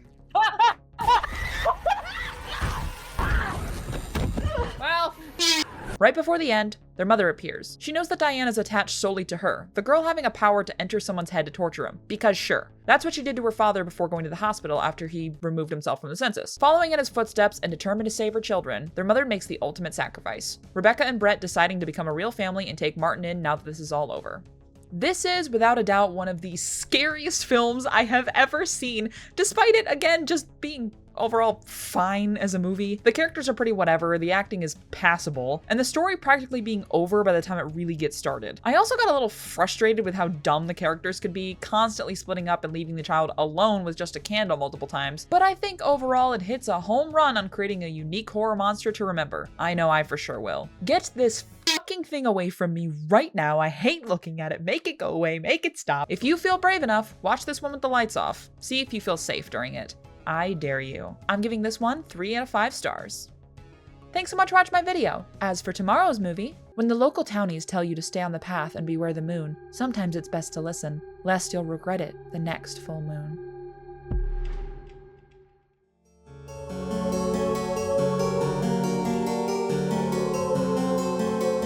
What's going on, guys? It's your BFF Snowy Oreo 663 here, right now. And for day 16 of the Scare-A-Thon, we have another classic with An American Werewolf in London from 1981. I actually can't remember the last werewolf movie I've seen.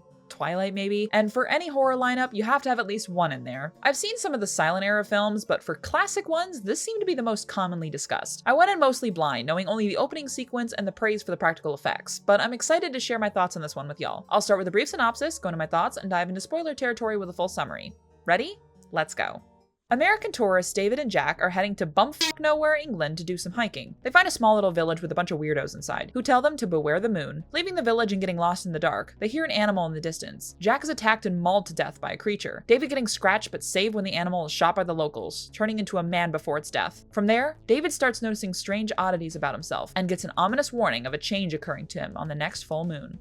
I've got a lot of mixed feelings on this movie. On one hand, I can understand why this is considered a classic in the werewolf genre. The haunting sounds of the creatures when they're just out of sight send shivers down your spine. The transformation sequence in this movie is so incredible, holding up even today as an incredible display of practical effects. And don't get me started on spoilers for that. This movie came out 40 years ago and boy got bit by a wolf in a movie called An American Werewolf in London. What the fuck did you think was gonna happen? On the other hand, I think for the most part, this one reeks of missed potential. Aside from the opening attack, the werewolf transformation doesn't affect our main character until the last 30 minutes of the movie, and even after the change, most of the carnage happens off screen. Not to say that there's nothing going on in the middle chunk of this one, but no, wait, that's exactly what I'm saying. To prove that, I'm gonna go into spoilers now. If you want to skip, head to this time. Ready?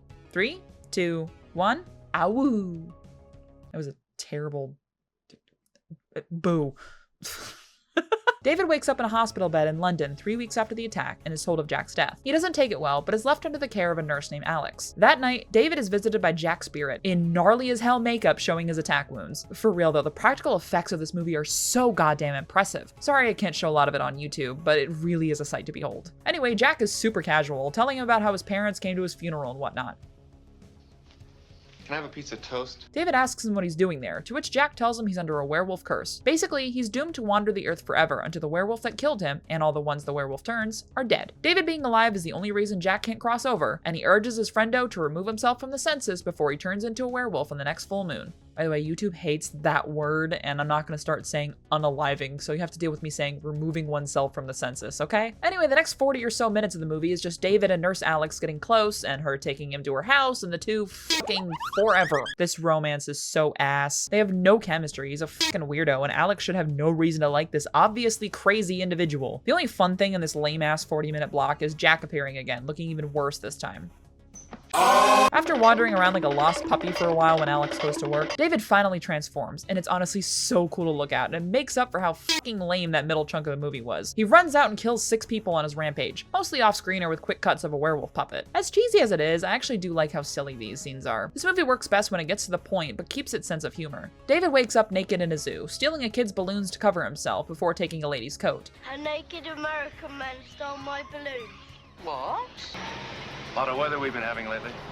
Why does he absolutely slay that outfit, though? As he returns to Alex's house, she gets a call from some investigator dude who's had a little bit of a subplot the whole time, piecing together that David's a werewolf. He tells her to bring him in, which doesn't go well when David learns of the murders last night. He runs away but finds the spirit of Jack again, looking even worse. This leads to one of the most bizarre scenes in the history of cinema. David follows Jack into a movie theater, which is playing a porno. Keep this in mind because the entirety of this scene has the uncomfortable background noises of moaning and skin slapping and what in the ever-loving Jack looks like a goddamn Muppet reject at this point, introducing David to the people he killed the night prior. All of them are doomed to wander until David dies now, each one very cheerfully giving him suggestions on how he can remove himself from the census. David starts going into a frenzy, somehow changing into a werewolf despite the full moon having been last night. Don't worry about it. He kills a few people in the theater and the cops get called. David breaking out and rampaging through the streets. This scene is so chaotic and it's such a good time. These car crash stunts are pretty damn impressive, and while yeah, the werewolf looks a little silly, it adds to the charm of this whole thing. David gets cornered in an alley, Alex running past the barricade into him. She sees what he's become and tells him that she loves him. Even though they met a week ago and banged once, and he's been openly admitting to her that he's been seeing ghosts and murdering people.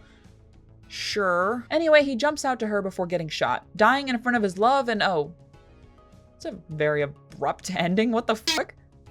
So this film falls into a pit that many movies fall into. The movie's too horny for its own good. The scene in the movie theater and the extremely awkward sex scenes are the most egregious acts, but also just how much emphasis is put on the sexy nurse character despite her being as bland as unsalted pretzels. I'm just staring mindlessly into the void until something else happens during the middle chunk, wondering why the movie wanted to keep us in suspense about what is gonna happen when it's called An American Werewolf in fucking London. We know what's gonna happen. Hurry the fuck up. I don't want to trash this movie. It's honestly not a bad flick. As my dad says, it's a stoner movie. Pure and simple. Something for you and your friends to get high to and laugh on nostalgia night. Please note that Snowy Oreo 663 Productions does not condone the smoking of any herbal substances. I think that the impressive practical effects and intentionally awkward humor offers enough to let this one sit comfortably at 3 out of 5 stars.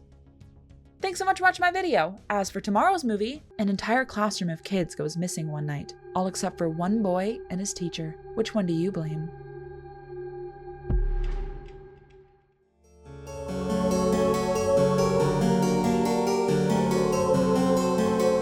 What's going on, guys? It's your BFF Snowy Oreo 663 here, right now, and for day 17 of the Scare-A-Thon, we've got a recent hit with Weapons from 2025. The film that took the world by storm with just the poster and premise, the actual film itself didn't disappoint. I saw this twice in theaters, and I was so pumped to put it in the horror lineup for this year. This one will be a little hard to fully recap as well, but I'll do my best, so just trust me. I'll start with a brief synopsis, go into my thoughts, and then dive into spoiler territory with a full summary. Ready? Let's go. Maybrook Elementary School has a bit of a problem in one of their classes. Miss Gandy heads to her 3rd grade classroom one day to find all the students mysteriously missing, all except one, a kid named Alex. The previous night, every other kid got up at exactly 2:17 in the morning and ran out into the darkness and never came back. A month later, the case still isn't solved, leaving much of the town blaming Miss Gandy despite her claiming innocence.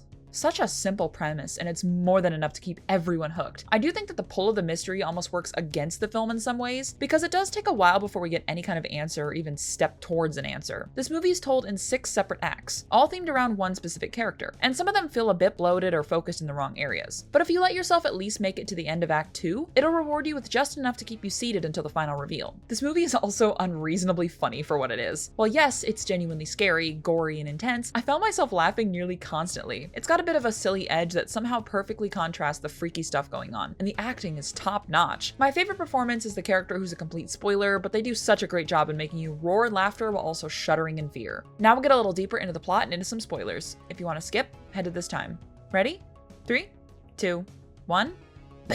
The first act is Justine, being the first name of Miss Gandy. Hers is a little bloated with not a lot of payoff, but it essentially involves her being stalked by someone unknown who paints the word witch on her car. She gets drunk and goes to a bar that night, meeting with an old fling Paul, a cop who says he and his wife are on a break. They hook up and he tells her to try to move on from the incident with her class. Justine isn't having this, going to Alex's house to attempt to talk to him, despite the principal of the school, Marcus, telling her not to do that. Alex tells her to piss off, but Justine sneaks into his backyard after seeing all the windows are blocked by newspapers. She peers in the window to see 2 figures seated motionless on the couch. She calls Marcus to make a report and sits outside of Alex's house that night in her car, falling asleep. With her out like a light, she doesn't notice a creepy woman stumbling out of the home, enter her car, and cut her hair with some scissors. I audibly screamed the first time I saw this in theaters, by the way. The next act is Archer, a father of one of the missing kids. He's more angry than anything else, personally blaming Justine. We find that he's the one who painted her car, feeling she's the culprit. He watched the doorbell footage of his son Matthew running multiple times after having a freaky nightmare that night, using it to determine the direction the kid ran. He meets with another parent of a missing kid, using their doorbell footage to map out their daughter's path as well. Using this, he's able to determine an estimate of where they went. Before that, he spots Justine at the gas station, stopping to try to interrogate her. Before getting too far, Justine spots Marcus, running at her with his arms out and a bloody face. He starts to attack her, Archer doing his best to stop him. The next act is my least favorite and the least impactful.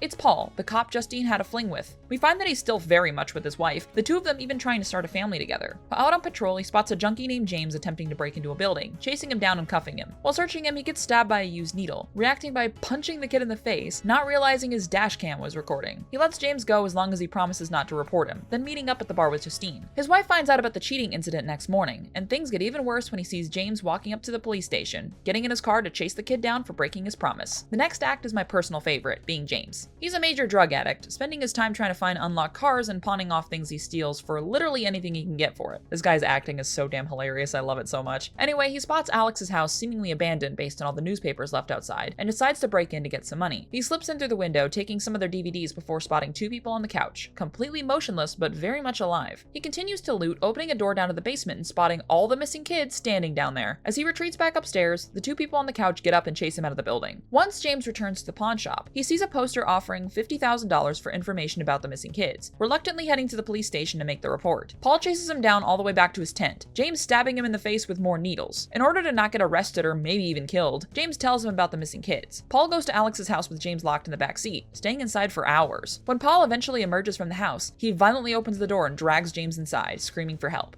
The next segment is Marcus, who follows through with the report Justine sent in. He meets with a woman who claims to be Alex's Aunt Gladys, who says that Alex's parents are very sick. She gets very defensive when she hears about the report, and that Marcus needs to speak with one of Alex's legal guardians. At home with his husband later, Aunt Gladys knocks on his door, begging for some water and a bowl. They give it to her, and she slices her hand open on a sharp branch, cuts Marcus's husband's hair, and breaks the branch. Marcus snaps, slamming his husband down on the ground and smashing his face in. Holy shit! Gladys takes the hair from Justine, wrapping it around another stick and snapping it, sending Marcus out the door. We catch up with the scene from earlier. Marcus chasing Justine out into the road before getting hit by a car, damn. Archer and Justine reconcile, looking at the map Archer drew before realizing both of the kids ran in the direction of Alex's house. The final act is Alex, the longest one by far. By the way, this video is going to be over my usual length. There's no way to shorten this recap. We start before the kids went missing. Alex learning that his mom's older sister Gladys is coming to stay with them because of her being so sick. After his parents don't pick him up from school one day, he goes home to find them sitting in a catatonic state. Aunt Gladys refusing to explain. She sends him to bed without supper when he won't play along, deciding to lecture him in the morning. With a very simple display of her power of forcing his parents to hurt themselves, Gladys tells him that he better not tell a soul that she's in the house or that his parents are resting the way they are. Alex complies, spending the next few days feeding his parents soup and helping Gladys. When he finds that Gladys is truly sick, she says she hoped being with his parents would make her better, but it's not. Alex asks if he can help, thinking that if Gladys got better, then she'd fuck off. Gladys says she needs an item from each of his classmates, to which Alex steals their name tags off their cubbies and gives them to her that night. Gladys prepares, ringing a bell outside as Alex watches all of his classmates run inside into their basement. From there, Alex plays the innocent child as asked, feeding his classmates soup just like his parents. He comes home one day to find Paul the cop and James the junkie in the home, Gladys telling him that they're leaving in the morning and to not step over the salt lines. We then cut back to Justine and Archer, who cautiously enter Alex's house. They get attacked by Paul and James, Justine shaving Paul's face with a potato peeler, holy shit, and Archer constantly throwing James down, who just won't fucking die. This got so many laughs in the theater. This was so funny.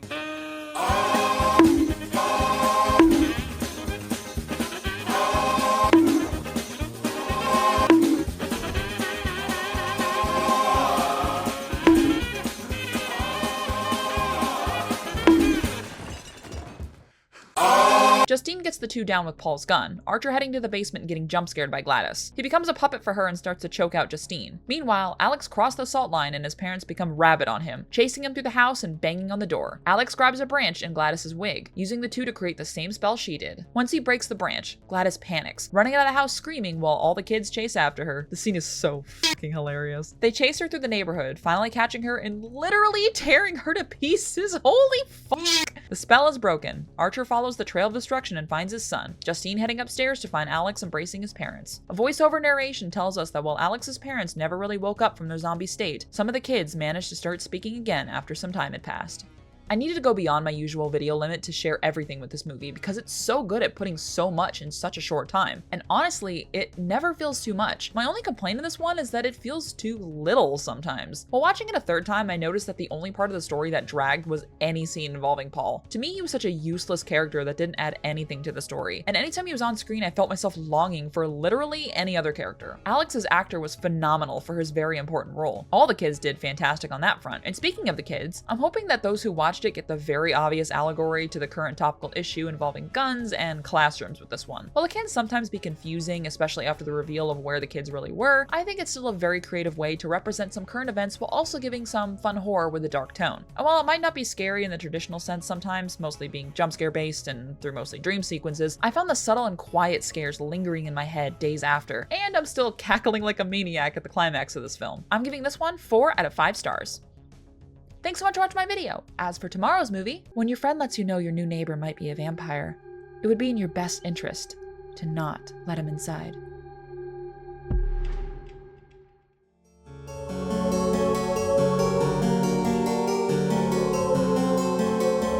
What's going on, guys? It's your BFF Snowy Oreo 663 here, right now, and for day 18 of the Scare-A-Thon, we've got an interesting pick with Fright Night from 2011. Yet another recommendation from my friend Mike. This movie is a remake, apparently, of a 1980s film. I never heard of either adaptation, so I went in 100% blind to this one, only knowing a few of the cast members in this. Here's hoping it's worth my while. Mike is currently 1 for 2 with his movie recommendations. I'll start with a brief synopsis, go into my thoughts, and then dive into spoiler territory with a full summary. Ready? Let's go. Charlie is a high school student who successfully made his way into the cool gang and with a hot girlfriend named Amy. He's secretly a bit of a nerd. His old friend McLovin, his character's name is Ed, but come on, it's McLovin, let's get real, threatening to reveal his dork status if he doesn't help him. Their mutual friend Adam went missing the previous night. McLovin suspecting it was the fault of Charlie's new neighbor, Jerry. McLovin thinks Jerry's a vampire and is proven right when Jerry attacks him that night. Now it's up to Charlie to find a way to defeat this evil pursuer. This was another cheesy, fun movie, and I do find myself enjoying some of these when they don't try to take themselves too seriously. While this wasn't near as bad as a film like Anaconda, I think the weakest aspect of this was the characters. Aside from, like, one character in this, everyone feels a little flat or just not quite right. Jerry's surprisingly intimidating sometimes, and the rest of the time he just ends up being a little too goofy for me. Charlie and his girlfriend Amy are kind of whatever, but they aren't hateable either. We need more McLovin in this movie. But the kind of chaotic energy this movie brought to the table made up for the weaker aspects in the character department. I liked how batshit it could get at times, and how it intentionally left very little time for you to calm down. It kept throwing chaos at you with unique vampire rules and goofy gore, which, yeah, did make it quite fun at times. Now we're gonna get a little deeper into the plot and into some spoilers. If you want to skip, head to this time. Ready? 3, 2, 1, boo! Charlie begins to keep tabs on Jerry since McLovin went missing, seeing a neighbor go missing into his house. He sneaks inside to save her, not able to help before Jerry bites her and has this fill. Charlie's help attempt goes even farther south when she explodes the second they step out into the sun. Charlie contacts a famous vampire hunter TV personality named Peter Vincent, trying to get information on what to do. Despite having a massive collection of vampire memorabilia, Peter is very much a showman magician type guy, not believing in the existence of the creatures. He throws Charlie out but keeps some of the photos he took in Jerry's house just to ponder over. Back at home, Charlie tells his mom and Amy about Jerry, but they aren't very receptive to it. He's proven right when Jerry knocks on the door and demands to talk to them, proceeding to blow up their house using their gas line. The trio makes a getaway in the car, getting stopped by Jerry in a really fun chase scene, learning that crucifixes aren't the most effective weapon, but at least they can stall an attack. They stab Jerry with a wooden stake enough to scare him off, and Charlie's mom gets hurt and taken to the hospital. They get a call from Peter Vincent, who asks them to come over. He reveals he recognizes some of the symbols from the photos he took, offering to help them take down the vampire. McLovin appears, as a vampire now, having gotten an invite inside from Peter's assistant, thinking he was just delivering a package. Everyone splits up as he attacks, getting his arm sliced off, and eventually getting killed by a wooden stake to the heart from Charlie. R.I.P. McLovin, you will be missed. Jerry appears next, the group using holy water to stall him enough to run downstairs to a club while Peter hides in a safe room. Charlie and Amy get separated when Jerry grabs her, biting her while Charlie is pulled away by a bouncer for being underage at the club. As weird as this scene is actually kind of freaky in a fucked up way. It's very much an allegory to real horror scenarios women face in places like clubs and bars. stars. With Amy turned, Charlie and Peter team up. Peter gives him one of his relics, being a wooden stake blessed by St. Michael. If he stabs Jerry with the stake, everyone he turned will be cured of their vampirism. The two head back to Jerry's house, armed and ready to take him down. It goes pretty poorly. Charlie attacked by a monstrous Amy while Peter is swarmed by dozens of vampires Jerry had buried down in the basement. Peter gets bit and the two heroes sit in a patch of sunlight while being surrounded, realizing they're running out of time when Peter starts smoking. Oh, I should also mention that Jerry starts making out with Amy to taunt Charlie, which is gross as fuck because Amy's meant to be a goddamn high school student. Charlie gets an idea to cover himself as best he can and light himself on fire, tackling Jerry and stabbing him in the heart with a stake. He turns into an early 2010 CGI abomination as he dies, all the vampires around him waking up and being free from their curse. Wait, is that Dave Franco again? Dude, you've been in 3 of the movies on this list. What the hell? The story ends with Amy and Charlie staying at Peter's, getting some alone time so they can finally bang for the first time. Sure, why not? Again, very goofy and campy, but honestly, pretty fun. The bad CGI is another aspect about this that doesn't exactly hold up well, but in some ways it can add to the ironic enjoyment of this. Peter ended up being my favorite character, him being the only one that felt actually kind of enjoyable, completely unironically, and David Tennant's clearly having the time of his life, and I guess McLovin too, fuck it. I'm not ashamed to admit that I ended up liking this way more than I thought I would, and maybe even get to the point where I could call it a guilty pleasure. I'm kind of racking my brain looking for things to objectively praise, but I'm drawn a blank. I liked this movie, but for no discernible reason other than the fact it's just fun. Maybe also because vampires are some of my favorite monsters in anything ever, and I think that this movie, while far from perfect, has an enjoyable villain who's quite scary, an intentionally campy story, and a desire to laugh right along with you. I'm giving this one a controversial rating of 3.5 out of 5 stars. Thanks so much for watching my video. As for tomorrow's movie, we were told we just have to survive until morning. Even if we keep coming back, I worry we might not have many attempts left before we turn into one of them.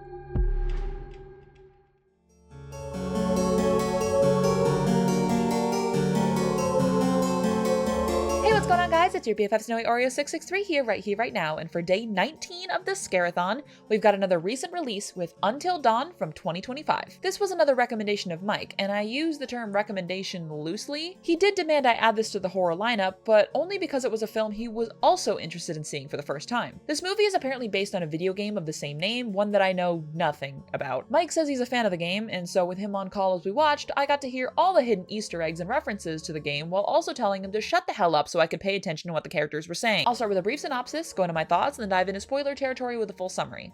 Ready? Let's go.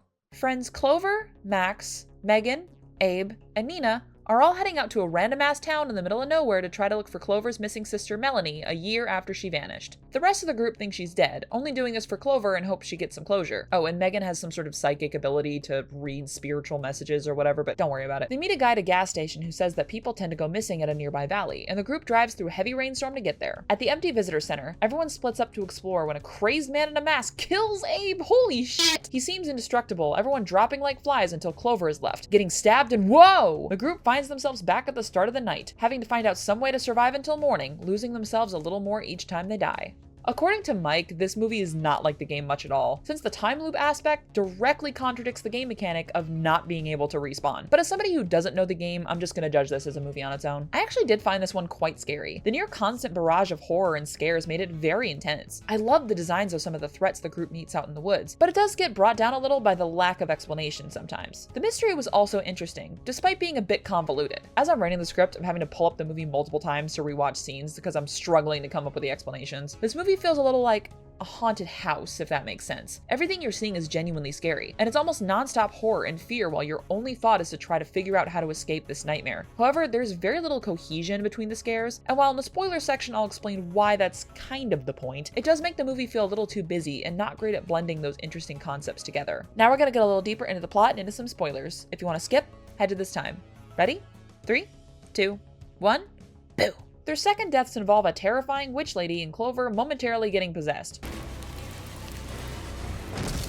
Yo guys, it's me, Charlie. Hey, did that guy just turn into sand? On their third attempt, the group finds that their bodies are starting to change with every death. They drink some water that makes them all fucking explode, revealing that the water in this time loop is dangerous. Clover spots the guy from the gas station before dying again, finding out that he might be the center of all this. They can't leave in their car due to a giant monster lurking around outside of the valley. Spoilers, we never see this thing again and we never get an explanation, so. Their next attempt is to search for information in the basement. They learn the town used to be thriving but fell apart after a mine collapse that killed over 1,000 people. They find a photo of the guy from the gas station, learning his name is Dr. Alan Hill, and he must be connected to all this. Nina spots a door leading to a vast tunnel system that they wisely choose to ignore. I think I found something.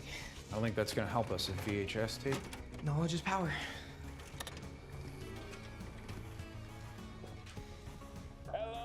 My name is Markiplier, and welcome to Five Nights at Freddy's, an indie horror game that you guys... Sorry. Very powerful, Max. Thank you. Playing a tape, we learn that Dr. Alan Hill was a scientist who experimented with the effect of fear on the human body, seeing that he was able to use this constant barrage of terror and respawning after death to turn people into Wendigos, a creature of Native American folklore. I am by no means an expert on this creature, and I know some adaptations of it can be seen as offensive or twisting folklore or whatnot, so I'm just gonna look at this as a creature from a movie and not as a Wendigo, the creature of Native American folklore, okay? The creatures are like zombies who eat human flesh and are drawn to fear, constantly feeling hungry. The group realize that this is what they're turning into, and every time they respawn, they get attacked by something new, so that the fear is always constant and never becomes predictable. Clover demands to talk to Dr. Hill, who says that he has her sister. He says they can leave as long as one person dies, Abe being the only one entertaining the idea, as long as he isn't the one to die, you know. Everyone hears Melanie calling outside, and the group vows that if one of them dies, everyone else removes themselves from the census to start again until everyone can make it out safely. Nina gravely injures Abe to make sure he complies as the rest run out to find Melanie, learning that she has turned into one of the creatures. Restarting the cycle once Megan dies, they find themselves in a haze and can't remember how many attempts it's been. Abe checks his phone, seeing a bunch of videos that he recorded showing they've done this a dozen times. With Megan seemingly missing and Nina concluding that 13 seems to be the max number of attempts, everyone bravely heads into the tunnels, figuring that this is their last try. They get separated by the creatures, Clover braving it alone while the rest run for their lives. There's some tense sequences here that Mike claims came right out of the game before Clover gets attacked by Melanie, reluctantly having to kill her sister to escape. She finds Megan locked up with some creature chained to the wall just out of reach, running through the facility to find a key. Instead, she meets with Dr. Hill, who says that she's the key to all this. Every monster was a manifestation of her own mental health problems, and that she's a fascinating study or something. While he's monologuing, Clover pushes his coffee cup under a leaky pipe, watching with a grin as he drinks it up. He tells her that somebody still has to die to let them escape, her telling him that he'll do. Dr. Hill explodes from drinking the toxic water, Clover grabbing the keys and freeing Megan just in time. The group meets up and escapes the tunnels, relieved to see daylight once again. They load up in the car and drive away, a camera system from the underground switching to show a log cabin in the snow, implying that the experiment is far from over. I'm sure I missed a few things in this recap because it's really hard to figure out what the real explanations are behind everything that's going on. Perhaps if it focused on one or two scares or made the ever-changing threats a little more concise, I think I would have gotten a better grasp. The characters weren't anything special, but I do really appreciate how loyal they were to each other, refusing to continue if it meant they weren't all going to get out. Aside from Abe, I guess, everybody was determined to make it out as a group. That's kind of lost a lot in many horror flicks, and it was a nice refresh to see. I think this movie has an interesting premise, and while Mike says it might be a bad adaptation, I think it had potential to be something really good. Not to say it's bad either. It's genuinely scary, and you'll never be bored with how fast-paced the action is. But you might be a little confused. I'm giving this one 3 out of 5 stars. Thanks so much for watching my video. As for tomorrow's movie, ever get the feeling you're being watched? Try to brush that aside as you head for a vacation with your friends. And don't forget to follow the cliches you're meant to be.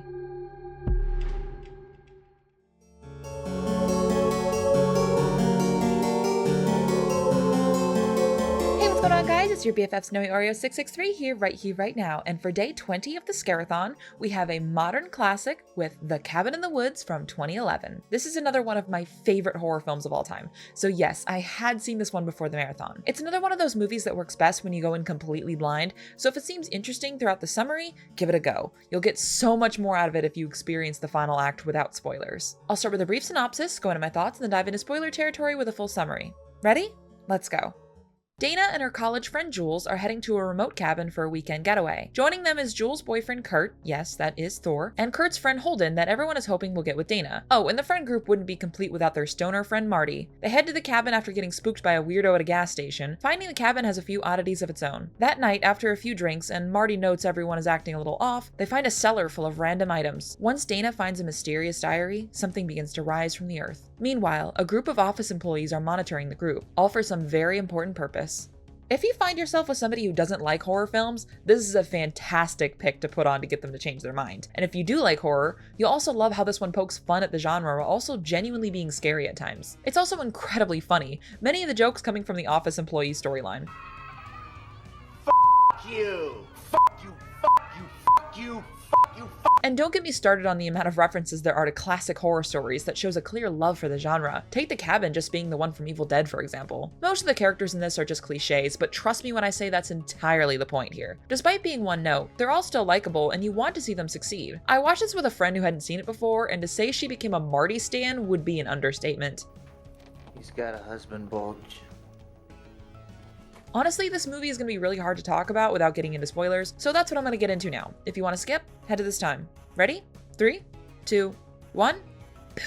Jules and Kurt head out into the woods to make out, but she declines the offer to go farther. The office boys are frustrated by this, pressing on some buttons to pump chemicals in the air to change her mind. And this is the explanation of the cliche characters. All of them are purposefully fulfilling stereotypes due to the chemicals these weirdos are sending out. Anyway, Jules and Kurt start going at it, stopping when they get attacked by the zombie creatures. Back at the cabin, Holden is going full nerd mode analyzing the diary, detailing about the family known as the Buckners who match the description of the zombies we saw earlier. Marty's going on about puppeteers controlling everything, and Dana just shuts him down, thinking he's high. I mean, she's correct, but that's beside the point. Kurt makes it back, yelling about Jules being killed. They barricade the cabin as the zombies appear, Kurt telling everyone that they need to stick together. Once again upsetting the office guys, more chemicals changing his tune. We should split up. We can cover more ground that way. Yeah, good idea. Really? Separating into their rooms, Marty finds a hidden camera but gets pulled out of his room by one of the zombies, stabbed with a trowel and dragged into the earth. No, Marty. The remaining 3 escape the cabin once it gets broken into, racing away in their RV towards the mountainous exit. The office guys panic when they realize the tunnel's still open, barely managing to get it to collapse before the squad escapes. Trapped now, Kurt decides to use his bike to jump the drop-off to get help, making the leap but hitting a force field, falling to his death. Dana and Holden get back in the van, not lasting long on their journey when Holden gets stabbed by the hiding zombie, the RV crashing into the water. Dana fights for her life with the zombie on the docks, the office guys celebrating for a job well done. The party is interrupted by an ominous phone call, someone letting them know that someone is still alive. Marty appears, knocking down the zombie and saving Dana's life. Thank fucking God Marty is an absolute G. He takes her into the grave he was pulled into earlier, revealing an elevator that sent the monsters up here. They decide to ride it down to see where it goes, finding hordes of creatures and one of the coolest shots in the history of horror. I love how many references there are in this thing. Dana recognizes one of the items this Hellraiser reference is holding, realizing that everything they found in the cellar relates to one of these beings. This means that they chose what monster would come up to kill them. Back in the office, the team panics as they try to find the two. They make it clear that Marty has to die first for some reason, and the chem department lady says that the weed he was smoking immunized him to all their stupid gas. This explains why Marty was the only smart one throughout the entirety of this movie. There. What the hell was that? The wind must have blown it open. That makes what kind of sense? I'm not sure it's awesome to be down here. Maybe we should go back upstairs. I dare you all to go upstairs. My good arm is hacked up and ed. Jesus, can we not? Go on. Why? I want to know. And there's something in Latin. Okay, I'm drawing a line in the fucking sand here. Do not read the Latin. The two take down a guy who comes in to kill them, cautiously exploring this underground facility while an ominous voice comes over the loudspeaker, telling them that this is bigger than anything they can comprehend. A squad of armed guards descend upon them, the duo hiding in a control room from the gunfire. Dana slams the system purge button, resulting in one of the most fun sequences in any film ever. All these monsters descend upon the facility, including references, terrifying gore, unique designs, and epic kills. One of the office guys is killed by a merman he'd been pining over throughout the movie, the other running away only to get stabbed by Dana when he rounds a corner, begging her to kill Marty before he dies. The two make it to a ritualistic room with strange carvings, meeting up with the icon herself, Sigourney Weaver. She plays the director and gives them the explanation they were searching for. Essentially, there's a group of ancient gods below, demanding young sacrifices that must suffer at the hands of a monster they choose. The first to die must be the scandalous one, followed by the rest. The final one must be the virgin, who can either live or die depending on her own actions. Dana tries to make it clear that she's not even a virgin, but the director tells her that if they fail this ritual, the ancient gods will rise up and destroy the entire world. Marty has to die, completing the death toll, and Dana can walk away. It sounds tempting to her, raising up the gun to her friend before getting attacked by a werewolf. Marty and the director struggle, the fight coming to an end when one of the zombies from earlier kills the director and Marty kicks them both over the edge. Both severely wounded, the two share a joint in their final moments. They decide that the world sucks and this ritual shouldn't continue over and over. They make the choice to let the gods rise and destroy the world, to which a hand comes up from the earth and ends the film. Such a unique story and premise. This film could in a sense be canon to literally any other horror film in existence, and with the lore behind it, it could also explain any other horror film too. That's what I love about this movie. It's so accessible to those who don't know much about the genre and feels like a celebration of the genre to those who love it. Not to mention the heavy commentary of the nature of horror films and the audience's demand for the same shit over and over again. I love that. I do think its only weak point is that the dialogue's a little bad sometimes, and I think it reveals a little too much at the start, but whatever, the ending more than makes up for that. Even without the epic climax, this one is just so fun. From the humor, the gore, the meta style, and the clear enjoyment all the actors are having on set. While sometimes it can feel it's taking a little too long to get to that explosive reveal at the end, the rest of the film is so full of energy. You'd be hard pressed to find anyone who doesn't think Marty is the best character in the history of stoners. I'm giving this one 4 out of 5 stars. Thanks so much for watching my video. As for tomorrow's movie, it's sometimes said that your pets are a good judge of character. And my cat really doesn't like that mother and son that moved in down the street.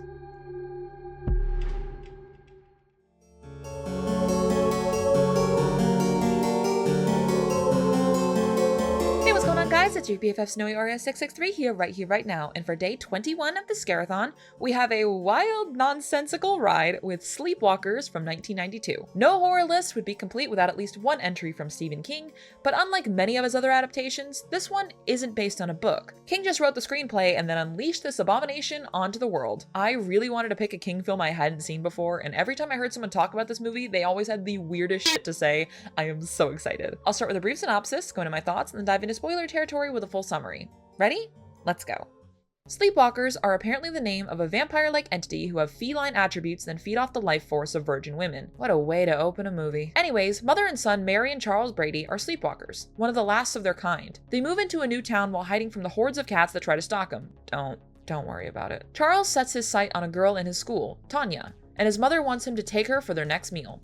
This movie is such a train wreck and I am so fucking here for it. The best parts of this movie are in the last half. Since there's one giant glaring stain on this movie that makes it quite difficult to be one of those so bad it's good movies. Mary and Charles, well, they kiss and make out and cuddle and bang. What the fuck? There's so many of these scenes and it kind of makes it unbearable to sit through at times. I feel it's mostly worth it for the ironic enjoyment of the later half, but ugh. I cannot ever in good conscience recommend this for a bad movie watch with friends solely because of that. It's fucking gross and horrifically unnecessary. As for the rest of the flick, oh boy, it's chaos incarnate. The makeup of the Sleepwalkers is so incredibly stupid and makes the chaotic one-liners even funnier. Cop kebab! There's also the abundance of cat-related shenanigans. Apparently the only thing that hurts these monsters are cats, so when you cut to a deputy with a pet cat, you know where this is going. Come on, boy, get the bad guy, get the bad guy. It also kind of feels like there's two different ideas at war with each other in this movie, one trying to be something genuinely scary and intense, while the other is just kind of that, but I'll go into that a little more later. Now we're gonna go a little deeper into the plot and into some spoilers. If you want to skip, head to this time. Ready? 3, 2, 1. Meow. Charles drives around recklessly after hanging out with Tanya, alerting the only officer in town with a fucking pet cat. Why not? They get into a car chase, Charles getting spooked by the cat, his name is Clovis by the way, and doing whatever the fuck this is, and he uses his magic powers to turn invisible. I love this officer's reactions to shit, it's so fucking funny. What the fuck? Charles successfully manages to get Tanya alone with him on a date, and when they start making out, Charles tries taking her life force. What a shocker, she's not really into it. She fights back against him and he tries to channel his ridiculous one-liners and hyper attitude that was not present earlier. Stop worrying about it. Tanya manages to get away by stabbing him in the eye with a corkscrew, and Clovis coming in to attack him. We say goodbye to the best character in this thing when Charles shoots the officer, but Clovis's attack proves effective enough to get Charles to drive away in a hurry. The cops come to take Tanya home, Stephen King coming in a cameo to deliver his honest thoughts with this film. I ain't taking the rap on this. It's not my fault. Yes, it is your fault. You wrote it. Own it. Anyway, Charles makes it home gravely injured. This sends Mary into a fury about her baby boy being hurt, vowing to get Tanya for this. The cops come into the Sleepwalkers' home, the two becoming invisible as they break down the door to search the place. They come away empty-handed, only seeing the large amounts of cats outside and hey, is that Ron Perlman? The hell's he doing in this weird-ass movie? Mary leaves the house and goes to Tanya's, attacking her parents and the cops there to guard her. This whole sequence has to be seen to be believed.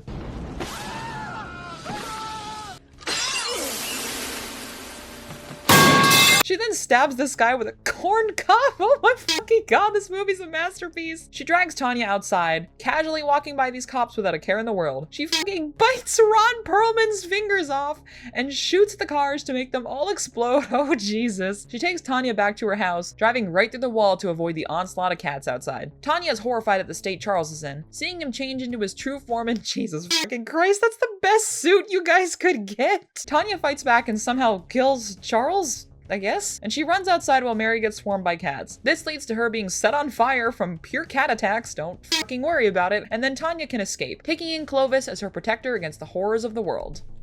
Again, what a fucking wild ride. This one is just pure B-movie cheese, and I think that's what makes this work as an ironic watch that takes itself seriously. This movie believes these events are actually scary, and when it fails, it's spectacular. There's practically no actual redeeming qualities in this movie. All of it is pure irony. And that means it's a very subjective watch. If this kind of bad movie schlock isn't your thing, you aren't gonna enjoy yourself very much. So as I said before, it kind of feels like there's two different films at war here. The first is the aforementioned cheese fest of chaotic bullshit that never lands. It almost feels like it knows it's bad and only wants to entertain you. That's the kind of shit I like. Then there's the other side, the side with the creepy mom and the actually slightly interesting lore of these creatures and their desperate need to feed. I think that if the film picked the more serious route, it could have maybe been a tragic story of a helicopter boy mom and a young man struggling with his destiny as the last of his kind. If it went full goofy, it probably would have been another Maximum Overdrive or Langoliers or something in that vein. I'm not sure which one I would have preferred, but I would have liked either more than what we got in the end. And have this kid stop making out with his mom, please. It's gross. I think Stephen King had some mommy issues he needed to work out. As much as I ironically enjoyed this, again, it has like no actual redeeming qualities, but any film that makes my stomach hurt from laughter deserves at least a little ironic credit. I'll give it 2 out of 5 stars for that alone. Thanks so much for watching my video. As for tomorrow's movie, it's been years since the accident happened. One is ready to move on, the other is determined to get answers. Just don't trust your reflection.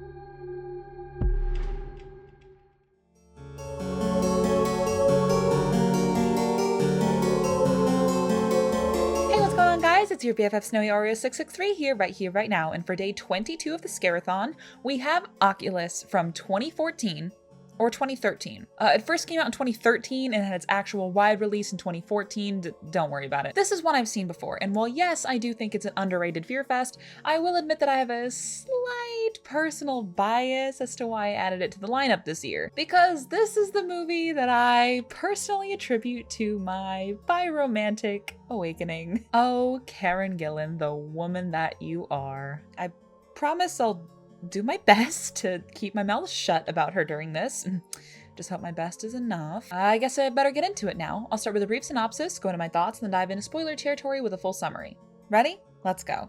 Tim is a 21-year-old just getting released from a mental hospital. He's been there for almost 11 years after he was accused of killing his father and blaming it on supernatural forces, but has since turned over a new leaf and is on the road to recovery. He doesn't remember much of what happened before all this, at least not until his older sister Kaylee picks him up and takes him to their childhood home. She reveals an antique mirror she attributes to the horror they witnessed as kids, and a full in-depth plan to prove the existence of the magic inside of it.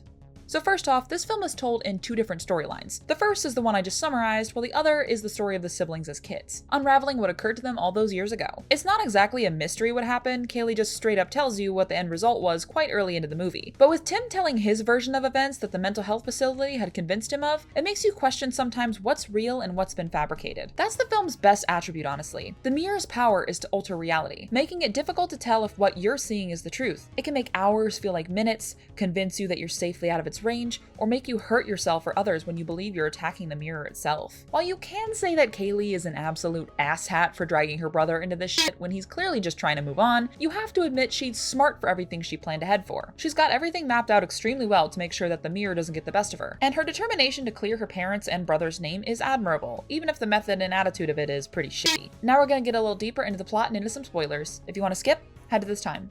Ready? 3, 2, 1, boo!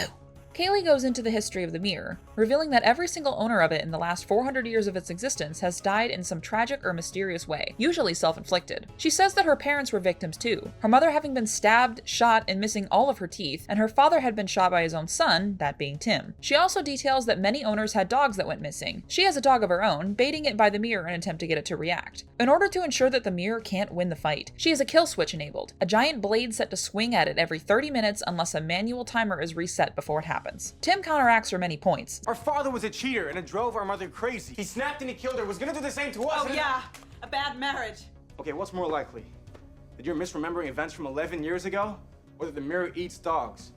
He lets the dog escape when it starts to cry, finally convincing Kaylee to give it a rest. She agrees, but then lights up when she sees that the cameras she has set up have moved. Checking the footage, it reveals the siblings moving the cameras during their argument, something that neither of them remember doing. Cutting back to the story of them as kids, their father had purchased the mirror and became much colder to the family afterwards. The mother suspects he's cheating once Kaylee spots another woman in the office with him, and she takes out her frustration on the mirror. This goes poorly when she becomes possessed by it, chasing the kids up the stairs and getting stopped by their father, who snaps her neck. She doesn't die, but he is compelled to feel calm about the situation and chain her to the bedroom, telling the kids to leave her alone. Why does young Tim look like Gabe from Good Luck Charlie? Anyways, back to the present. Kaylee is enacting more for precautionary measures, answering her fiance's hourly phone calls and chugging bottles of water. She tells Tim to eat regularly and takes an apple for herself, walking around to the various light fixtures to replace bulbs. After fixing one light, she takes a bite of her apple and oh my good God, the scene gets me so bad. I have such a fear of broken glass and gross. Turns out it's not real. It's only the mirror tricking her into thinking she really did that. Oh, thank God. When the power goes out, Kaylee walks around to set up some battery lights, easily spotting a mirror trick with making her think there's broken plates everywhere. She gets jump scared by a vision of her mother, stabbing it in the neck with the broken shards before it reveals itself as her fiance. He crumples to the floor, Kaylee convinced it's not real since the broken plates weren't. Tim picks up a shattered piece of a flower pot, and Kaylee confirms the worst. She really just killed her fiance. The two run outside, deciding to wait out the kill switch timer. Things change when they see themselves inside, standing in front of the mirror. They don't know which version of them is real, knowing that if they stay in front of the glass, they will die. They decide to go back inside to save themselves. Back in the past story, young Kaylee is fed up of not knowing what's happening to their mom and goes inside to investigate, seeing the state that she's in. She confronts their father, who grounds the kids to their rooms, things amping up when they see a terrifying figure in their father's office. They run upstairs and hide in the bathroom, Kaylee telling Tim that she's going to sacrifice herself to let him escape. They separate, Kaylee hitting her mom with a golf club while Tim runs downstairs, getting stopped by his dad. He hides when Kaylee rounds back down to help him, getting choked out by her mother. Their father shoots her dead, and Tim manages to get the gun once he gets occupied with Kaylee. Tim shoots his father, the spirits of the souls the mirror took surrounding the kids and screaming. Back in the present, Tim finds himself alone in front of the mirror. He decides enough is enough, prematurely activating the kill switch. In a horrible twist, it's revealed that Kaylee was standing in front of the glass, taking the hit of the blade and dying. The cops arrive on scene due to an earlier phone call they forgot about, taking away Tim as he screams it was the mirror's fault. We then see the end of their childhood story, young Tim crying out the same thing while being taken away, Kaylee telling him not to forget his promise to destroy the mirror by any means necessary.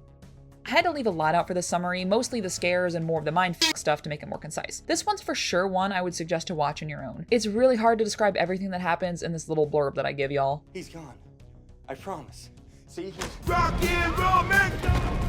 The actual mind-altering powers of this mirror can fuck with you a little too. You're just as lost as the characters when faced with a new scenario. This movie's also scary as hell, and while yes, a lot of it is standard jump scare fare, lots more of it comes from the uncertainty of the environment, as well as the top-notch gore. Very few non-body horror films get me queasy, but this one for sure got me looking away a few times. And lest I forget, we have this wonderful view of this beautiful lady, and her pretty hair, and her shining eyes, and her personality. Do you guys remember when I got to see her in person and happened to be standing next to her stalker the whole time? Good times. Anyway, giving this one 4 out of 5 stars. Thanks so much for watching my video. As for the next movie, no matter where you go, no matter how far you run, it's still coming for you. Slow and steady. Are you willing to pass it on?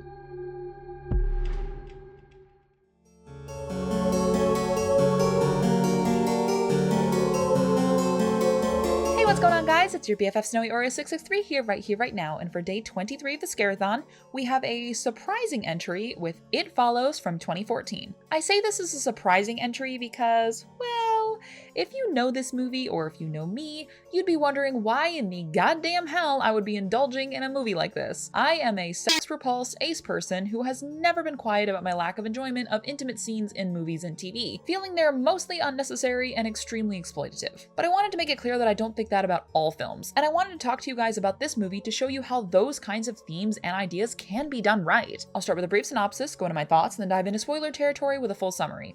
Ready? Let's go. Jay is going on a date with this guy she's interested in named Hugh. Their date ends prematurely when he gets spooked by something Jay isn't able to pinpoint, but they still have a nice dinner together and Jay finds herself smitten. Her sister Kelly and her friend Yara are happy for her, but her friend Paul is clearly a bit of the jealous friend zone type. Anyway, on Jay and Hugh's second date, they do the nasty in his car. Afterwards, Hugh chloroforms Jay, her waking up tied to a wheelchair. Hugh tells her that he passed some sort of curse onto her, and no matter what she does, it will always be coming for her. The only way to get rid of it is by sleeping with somebody to pass it on, but if that person dies, then the curse will come back to her. He proves his point and then leaves her outside her house, never to be seen again. This is such a unique premise and gets you so full of fear with so very little that it's honestly kind of impressive. The way this film uses many long, lingering shots of empty spaces gets you so on edge. A simple glance of a person walking in the distance gets you absolutely terrified when you aren't even really sure what will happen to Jay if it gets her. And while yes, this one uses a lot of jump scares, most of the fear comes from other methods. And the theme of this one, the sexually transmitted curse. The way this film can be taken in many different ways, being a warning of STDs, or perhaps the struggle of some people being only seen as sex objects and having to give themselves to others to survive. There's so many different ways you can take a film like this, and many of the story beats are left open-ended because it wants you to leave with unanswered questions. And there's also the dreamlike reality this movie gets you in. The time period is intentionally left ambiguous, various pieces of technology that don't line up with each other, and the weather too, seeming to change seasons left and right to always keep it confusing. I really like how that was done. Now we're gonna get a little deeper into the plot and into some spoilers. If you want to skip, head to this time. Ready? 3, 2, 1, boom. Jay spots the entity on her campus the next day, taking the form of an old woman. The score of this scene is so intense. I sadly can't play it on YouTube, so you just have to watch the movie to get the experience. She tells her friends what she saw, them offering to stay at her place for the night to make her feel better. Jay sits on the couch with Paul, him obviously being into her while she's in her own little world. Their chat is stopped by the sound of glass breaking, Paul seeing no one but leaving to wake up the girls. Jay screams when she sees a woman in her kitchen, pissing on the floor, ew, and still walking towards her. She runs into her room and barricades the door, letting her friends in reluctantly when holy shit, that jump scare gets everyone, I swear to God. She runs away to the local park, everyone meeting up with her afterwards. Their neighbor Greg also shows up, offering his help. They decide to find Hugh, who has since disappeared after their last encounter. They track down his address, finding it's more of a hideaway bunker with alarm system set in place. Paul finds a porno magazine, I wouldn't be touching that if I were you, and sees a photo of Hugh with a school jacket on. The team heads to the school, getting his real name, being Jeff, and his real address. Look carefully in the scene and you'll see someone getting closer. Love that kind of shit, really. They meet up with Hugh, or Jeff, and he says that someone sicked him with this curse too. He tells her to pass it on to somebody else and then demands that they leave, noting that if it kills Jay, then he's next again. The group heads to Greg's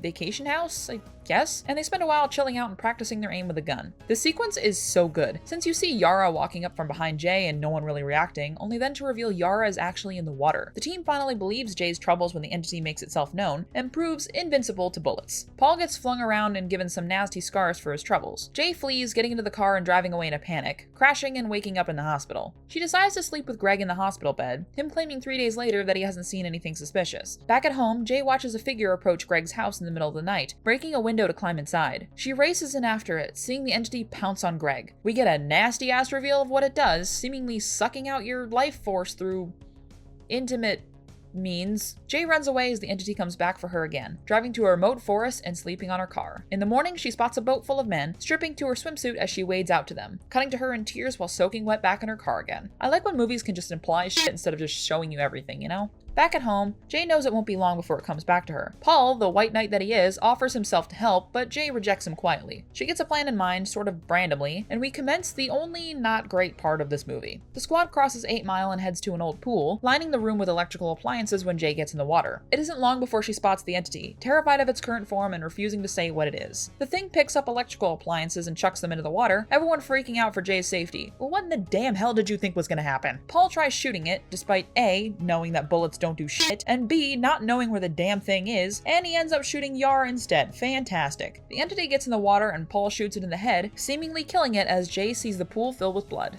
We then get a reveal that the last form it took was that of Jay's late father. Sometime later, Jay sleeps with Paul because why not? He admits he doesn't feel any different, but the two find comfort in each other. Just to be safe, it's implied that Paul sleeps with a prostitute after, sorry for that one, ma'am, and they can all move on now. At least, they can hope that the horror is over for good. Just don't turn around. This one is for sure one of those movies that should be shown in film schools, even if those scenes can make it awkward for class, but I'm standing my ground on what I said in the opening. This film knows how to use intimate scenes to enhance the story instead of just feeling exploitative, and the film doesn't frame sex in a negative light either. It can be a beautiful thing and can bring joy, but it can also be traumatic and devastating when things go wrong. And the actual terror in this movie is so incredibly scary. Just a slow walking threat that stares at you with a blank face, driving you to insanity knowing there's no way to fully escape it forever. Do you guys see that girl right there? Yeah? Yes. Yeah. Okay. Even describing this concept to some people, you can get them kind of freaked out, and the movie itself makes the terror so much more real. If you want to know how to build tension and dread in a film, watch this one. Or Jaws. Jaws is good too. I'm giving this one 4.5 out of 5 stars. I would have given it a 5, but the climax was really stupid, so whatever. Thanks so much for watching my video. As for the next movie, it can sometimes be hard to find new friends after a big move, but make sure you don't get involved in the wrong crowds, especially those you only see out at night.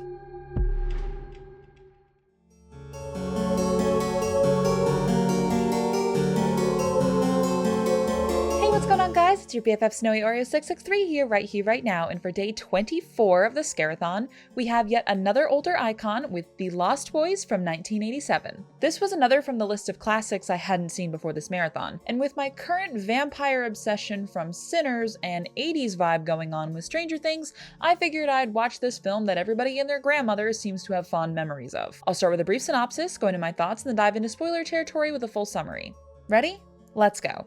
Lucy and her sons Sam and Michael are moving to a new town in California to live with their taxidermy enthusiast grandpa. What a weird-ass sentence I just said. While out exploring, Lucy finds a job and gets the romantic interest of her boss, Max. Sam meets up with these two dumbasses at a comic shop called the Frog Brothers. Holy shit, it's Corey Feldman.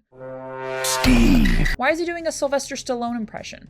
We're fighters for truth, justice, and the American way. Oh, and yes, dear viewers, that is his voice throughout the entirety of this feature. Lucky us. Michael finds a beautiful woman named Star and the edgy boy she hangs out with, led by this dude, David. He gets peer pressured into going to their hideout, drinking this metaphorical Kool-Aid, and joins their crew. He even does the thing that parents keep asking you about, jumping off a bridge because his friends told him to. When he wakes up the next day, he finds sunlight is bothering him, and Sam makes the connection when he sees his brother without a reflection, realizing that there's vampiric energy afoot. One thing I appreciate a lot about these older films is how quickly they get to the point. So many modern horror films take almost half the runtime before the threat really presents itself. But not only does this one make it clear what you're dealing with right out of the gate, the characters also don't spend meaningless screen time pushing away explanations and just choose to accept the freaky shit. Sam pretty much clocks immediately that his brother is a vampire now, seemingly almost more annoyed than anything else about it, which is funny as hell. My own brother, a goddamn shit-sucking vampire. Oh, you wait till Mom finds out, buddy. While I didn't particularly find David or the other vampires the most interesting despite the appearance in pop culture, I did like the sense of style and fun energy they brought. I think they could have been utilized a little more in this film overall, but I'll tell you that I'm never gonna forget a fucking face like that. Just look at him. Guys being dudes. I also found this one pretty funny at times, a lot of it coming from the delivery of the cast. Aside from Corey Feldman's weird-ass voice. Does your brother know who that vampire is? I am never gonna get over this, by the way. Everyone is doing such a good job at making these ridiculous lines land. Sammy, open the window! Never! I knew it! I am not! So where are you? The flying nun? Oh, I love 80s movies so much, man. Now we're gonna get a little deeper into the plot and into some spoilers. If you want to skip, head to this time. Ready? 3, 2, 1. Using his knowledge of vampires from his comics, Sam learns that Michael is only a half vampire. To become a full one, he'll have to feed on someone. However, if they kill the head vampire before then, there's a chance Michael could be cured. He decides to give his brother a chance, instead calling up his friends and the Frog Brothers to help. Michael goes back to the vampiric hideout, finding Star is there. She's a half vampire too, and despite only speaking to each other for about 30 seconds total throughout this thing so far, they decide to bang. Sure, why not? Sam and the Frog Brothers try to think who the head vampire could be, since they would need to have a lot of influence, and Michael refuses to share who it is. Sam thinks it could be Max, and they decide to test out the theory that night. When Lucy brings Max over to her house for a dinner date, the boys put garlic in his food, surprised when he doesn't react. With their methods failing, they move to a new plan. Michael is visited at home by Star that night, revealing that David wanted him to be Star's first meal, but she couldn't bring herself to do it. The scene is all done while Sam is hiding under his covers from the vampires, and it's just funny as hell. You know where David took me tonight, don't you, Star? Who's David? It was David's blood. You drank someone's blood? Are you Anyways, the duo helps the younger boys by taking them to the hideout. While there, Michael rescues a young half-vampire boy while the Frog Brothers spot the other vampires sleeping like bats. They decide to stake him, going after Bill from Bill and Ted's Excellent Adventure. Upon killing him, the rest of the vampires wake up, chasing them from the hideout but being stopped by the sun. Since they're full vampires, they're trapped in the hideout until sundown. Racing back home, everyone panics knowing there's only a few hours left before the vampires will be upon them. They prep the house with garlic and holy water, prepared to kill David to save Michael, Star, and the young kid who's upstairs. Their plan goes surprisingly well, the team defeating much of the vamps while David and Michael get into a tussle. Michael manages to kill David by skewering him on the antlers of his grandpa's taxidermy shit, but afterwards he still isn't able to revert back to normal. Lucy and Max enter the home after all this, shocked at what they see. In the midst of the confusion, Max starts to get extremely calm. He says that all he wanted was to get Lucy's children into the fray, knowing that she would never refuse him after that. He is revealed as the head vampire, Michael trying and failing to take him down to save his mom. Lucy is about to sacrifice herself to save her children when their grandpa car drives through the house, knocking a cart full of wooden stakes right into Max, killing him. With this, Michael, Star, and that random child are cured, and the family is finally able to rest in, what is with the abrupt-ass endings of 80s monster movies? A for sure wild-ass movie with a pretty enjoyable premise. I'm not gonna sit here and tell you that this is a classic masterpiece, but I can say I enjoyed it a lot more than I thought I was going to. And maybe that comes from how aggressively 80s this one is. Yeah, films of that time had a style to them, but this one just bleeds the 1980s, and I so vibe with it. None of the characters are really standouts here, but I did really like Sam as a goofy little brother who half the time was the smartest character in the room. And even though he was obviously scared of Michael for what he was ultimately determined to save his life and reverse the curse put on him. I always love wholesome sibling bonds. I don't know if I'm just an utter dumbass or not, but what does this have to do with Peter Pan? Obviously there's the title and the group of boys living on their own far away from society, the brother being named Michael, and I suppose a character being named Star as a reference on how to get to Neverland, but that's all I could come up with. I mean, Michael's supposed to be the younger brother and there's nobody here named John. The main villain is called fucking David, not Hook or even James for that matter. This is obviously a Peter Pan reference, right? Or is it not and I'm just a fucking idiot? Probably the latter, if we're being honest with each other. Genuinely, this one's just a good time. It's not perfect by any means, and I think it could have been improved a lot if it included a few more scenes of the vampires just dicking around a little more. But for what we have, it's fun, and that's what really matters. I'm giving this one 3.5 out of 5 stars. Thanks so much for watching my video. As for the next movie, they say revenge can be sweet. If you hear the sounds of drums, just close your eyes and hope it's not you it's coming for.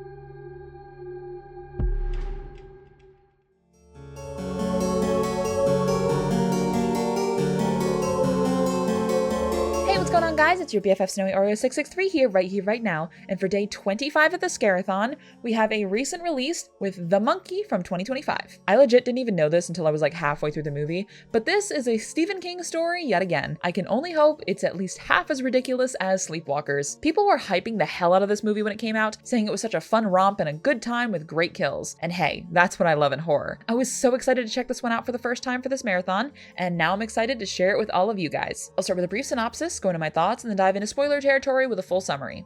Ready? Let's go.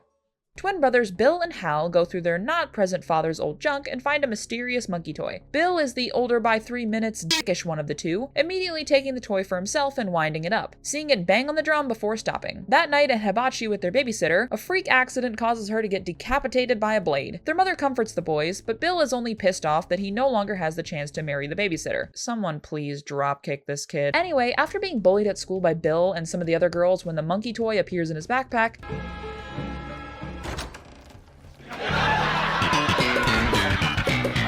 Hal asks the monkey to kill his brother. He winds the key only for their mother to die via an aneurysm. The twins realize the monkey's power and vow to make sure no one is hurt by it again. 25 years later, when some mysterious deaths begin to happen, Hal finds himself back in the sights of the monkey, hoping it won't come for him or his son now.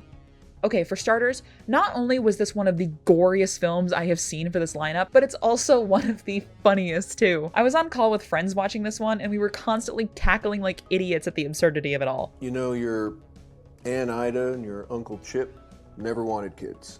Always just kind of preferred a life where you sit down and you don't stand up again until you want to. Also, we're swingers, but oh well.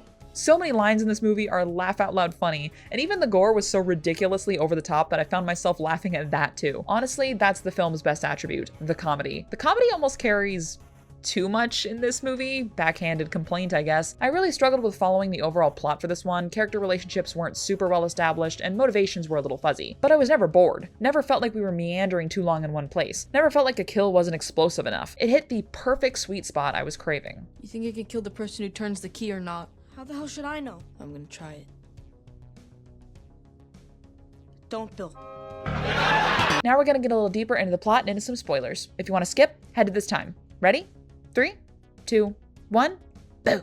Hal goes to pick up his estranged son, named Petey, from his ex-wife and her new husband. They're planning to fully adopt Petey and take away his custody, giving him one last week to spend with his kid. Petey here looks like the inevitable love child between Michael Cera and Jesse Eisenberg, and he's not exactly the most happy to be spending time with his dad, who he knows literally nothing about. Hal gets a call from Bill, who he hadn't heard from in years. Bill tells him that their aunt died in an over-the-top way, and during their phone call, a freak chain of events leads to a lady fucking exploding nearby in the pool. Hal realizes that the monkey might be back, waking up Petey in a hurry. Come on, let's go. Hurry up. I'm going to bed. We gotta make like eggs and scramble! He takes Petey with them to their aunt's house, where the toy was last seen. While there, the lady selling the property tells him of everyone who died in the home before getting shot by a loaded rifle that fell over in the closet. At another motel, Hal loosely tells Petey about his family drama, him not exactly believing it, but indulging nonetheless. Meanwhile, we get the tea of what Bill has been up to all these years. He became obsessed with the monkey, trying to track it down from where they disposed of it long ago. He realized that Hal had been the one to cause their mother's death, and he's determined to use the monkey to kill his brother in revenge for it all. They hired this dude in a bad wig named Ricky to help him track it down, having collected it at the estate sale their aunt was having before her death. The sudden deaths since have been caused by Bill winding up the toy, trying and failing to have his brother killed. It's established that the one who turns the key can't be killed by it, and the target is always random. Ricky has developed an obsession with the monkey, begging Bill to let him have it. When he refuses, Ricky takes his deadbeat dad's police uniform and comes to the hotel room Hal and Petey are at, using the disguise to get himself inside. He knows Bill is trying to get a hold of his brother, and he holds the two at gunpoint and takes him to the warehouse Bill is hiding, demanding Petey go in and retrieve the monkey. Hal tells his son not to turn the key as he waits in the car with Ricky. Petey goes inside, meeting with Bill. Bill wants Petey to try to use the monkey, knowing it will keep him safe but might kill his brother this time. Petey ignores his father's warning and does as his uncle says, resulting in one of the most gruesome deaths I have ever seen in a film. See, Ricky was fucking around in the car and accidentally shot a hole in the windshield, when a nest of wasps lowers down in a tree branch near the car. The wasps suddenly file in through the hole at light speed, flying directly into Ricky's mouth, and his face slowly falls apart due to the abundance of them. Jesus fucking Christ. Bill goes ham on the monkey, demanding it kill his brother. Due to his attacking it, the monkey hits the drum a dozen times, chaos erupting all around the nearby town. Planes crash and buildings explode in the carnage, Hal finally coming inside to confront his brother. They have a little chat about the nature of death and how sometimes it's clean and other times it's not, and after a few fake outs, the brothers reconcile. That is until the monkey bangs its drum one more time, sending a bowling ball directly into Bill's face, killing him. Hal and Petey drive away in their car while ignoring all the destruction. We then see the movie's interpretation of death as it rides by, the film ending on a group of cheerleaders all getting decapitated from sticking their heads out of the bus windows. I think you get the general vibe of this movie from that summary. Nonsense humor and purposefully meaningless carnage. My favorite. I think the underlying theme of the nature of death and how it's portrayed is super cool, and well, yeah, I do think it could have been expanded on or maybe taken a little more seriously. I think what we got is decent enough too. I do find myself enjoying more of the storyline of the brothers as kids more than the rest of the film. So we moved to LA. My father gets a job at the Palm restaurant. My uncle Junior works there, who is a Jehovah's Witness. Believe it or not, he went from Catholic to Jehovah. The relationship between Hal and Petey was kind of whatever and not the best, but Hal and Bill was actually really interesting and got me hooked pretty good. And then there's the kills, being just as graphic and over the top as I love in this kind of shit. I do think that this movie is a perfect example of how to do ridiculous horror comedy schlock. We've had many attempts at that kind of movie throughout this marathon so far, but this is by far the best execution I've seen. And while I know the reception on this one is mostly mixed, apparently being quite different from the original Stephen King story and not hitting the mark for a lot of people, I found it to be thoroughly enjoyable, yet perfectly flawed. Adding this to the list of my favorite horror films, I'm giving this one 4 out of 5 stars. Thanks so much for watching my video. As for the next movie, I'm trying to head out for a vacation to forget all that's happened to me, but I just can't help but see that creepy guy's face everywhere.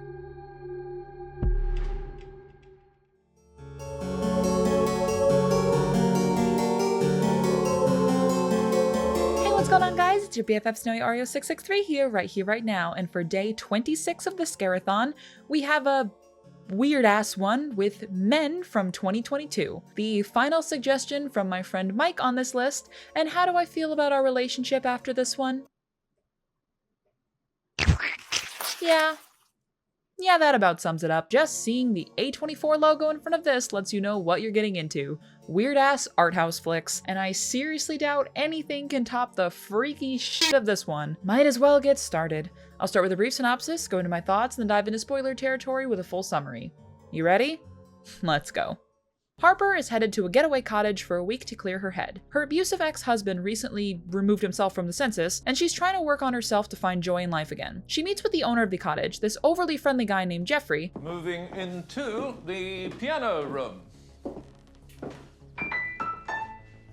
You play the piano? No. Who tells her that the neighborhood is nice and safe and she shouldn't even worry about locking her door. Oh, hang on, I'm getting a phone call. Oh. Hey, Wild. Snowy! Hey, okay. Have you gotten to the piano part yet? I mean, yeah, but it's not really important, so I didn't mention it. It's important because it's very relevant, because how can someone in an Airbnb who has a piano just go, Okay, I well... don't remember how many keys it was. It's very important. You need to address this. If not, I'm addressing this for you. Okay, well, thanks for that. That was extremely irrelevant. Anyway, so how's the video going? Bad. Yeah? Really bad. That's nice. That's very good. I'm very proud of you. Well, that makes one of us. Okay, well, continue on. Bye. Bye. I'm sure they're fine. Harper explores the area, getting freaked out by a figure in a nearby tunnel and calling her friend in a panic. Feeling more and more isolated, Harper struggles with her PTSD and has to face the horrors of new men trying to enter her life once again. This is such a bizarre film to talk about. It's clearly one of those more artsy, metaphorical films, which usually aren't my cup of tea.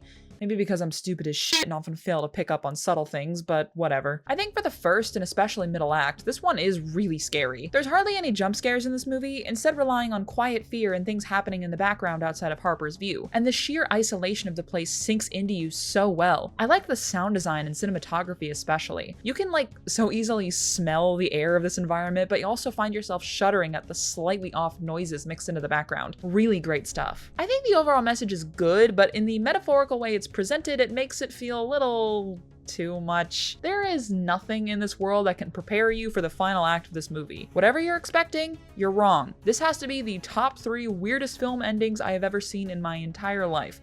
No contest. Now we're gonna get a little deeper into the plot and into some spoilers. There won't be a lot of non-spoiler talk in this video, by the way, since almost all of my thoughts have to do with the symbolic ending. But if you want to skip to just my rating, I guess, head to this time. Ready? 3, 2, 1, boom.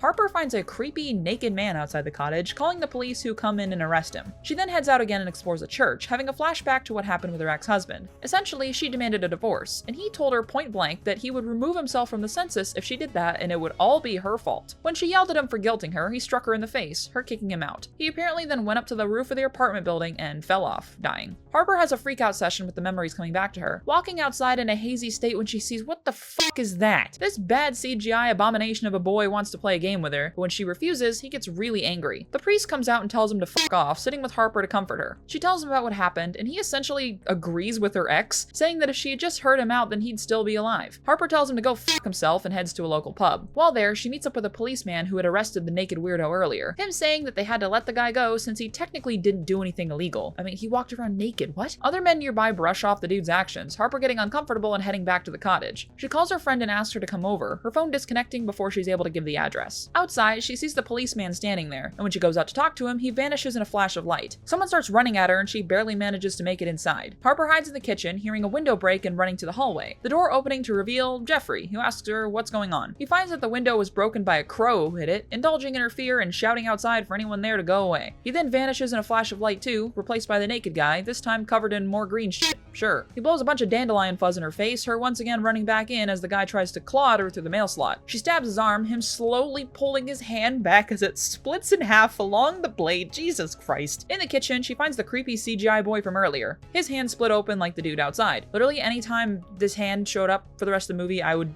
fight a gag. It's so gross. He tells her that she hurt his feelings and demands they play a game now or she'll regret it. She indulges in the hide and seek game, going to the bathroom and being found by the priest. His hand also split. If you hadn't noticed it by now, the actor who plays Jeffrey plays all these creepy dudes she's been seeing. That's why the boy has a CGI abomination face. Power of makeup and shitty CGI, I guess. The priest comes in and starts to ask her uncomfortable questions about her intimate life. When did you lose your virginity? What? Anyway, how is your sex life?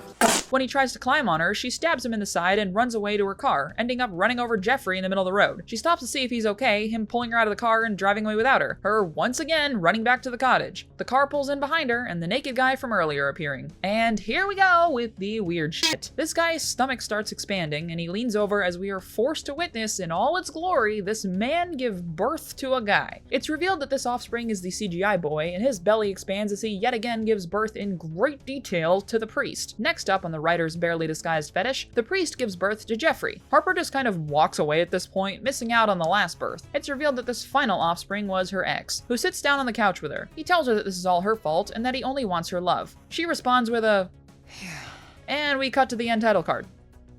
What in the... ever-loving fuck. Listen, I understand the symbolism here, okay? Toxic masculinity breeds more toxic masculinity. Not all toxic men look the same despite them all being cut from the same cloth of fucked up. The reason why the guy's hand got messed up was because it was the same injury her ex had after his death. Something about apples and Eve and all that shit. But why did it have to be presented in this way? The climax is just weird shit happening while Harper just essentially runs to and from the cottage over and over. And during that freaky stuff at the end, she just kind of stands there and watches. This movie is a view of toxic masculinity, yes, but very much told from the perspective of a man. The woman just watches the climax and isn't involved in the central story. I think that's clearly a failure on the topical theme. Again, the first act and even the second are decent. There's seeds of an idea here, but the third act is just too bizarre and falls short in delivering a theme that recognizes the weight it's dealing with. You have to utilize your female protagonist in a story like this. She shouldn't feel like a blank slate in the final act. Giving this one 2.5 out of 5 stars.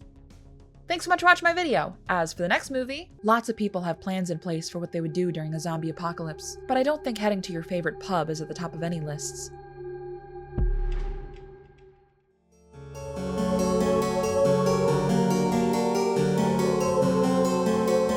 What's going on, guys? It's your BFF Snowy Oreo 663 here, right now. And for day 27 of the Scare-A-Thon, we've got a comedic fun time with Shaun of the Dead from 2004. Edgar Wright is such a legendary director. His quick editing style standing out so well against a lot of other comedy films. Baby Driver is also one of my favorite action films, so I was super interested in checking out this one for the first time as part of his famous trilogy of parody movies. The other two aren't horror related, so I'll watch them on my own time. I'll start with a brief synopsis, go into my thoughts, and dive into spoiler territory with a full summary.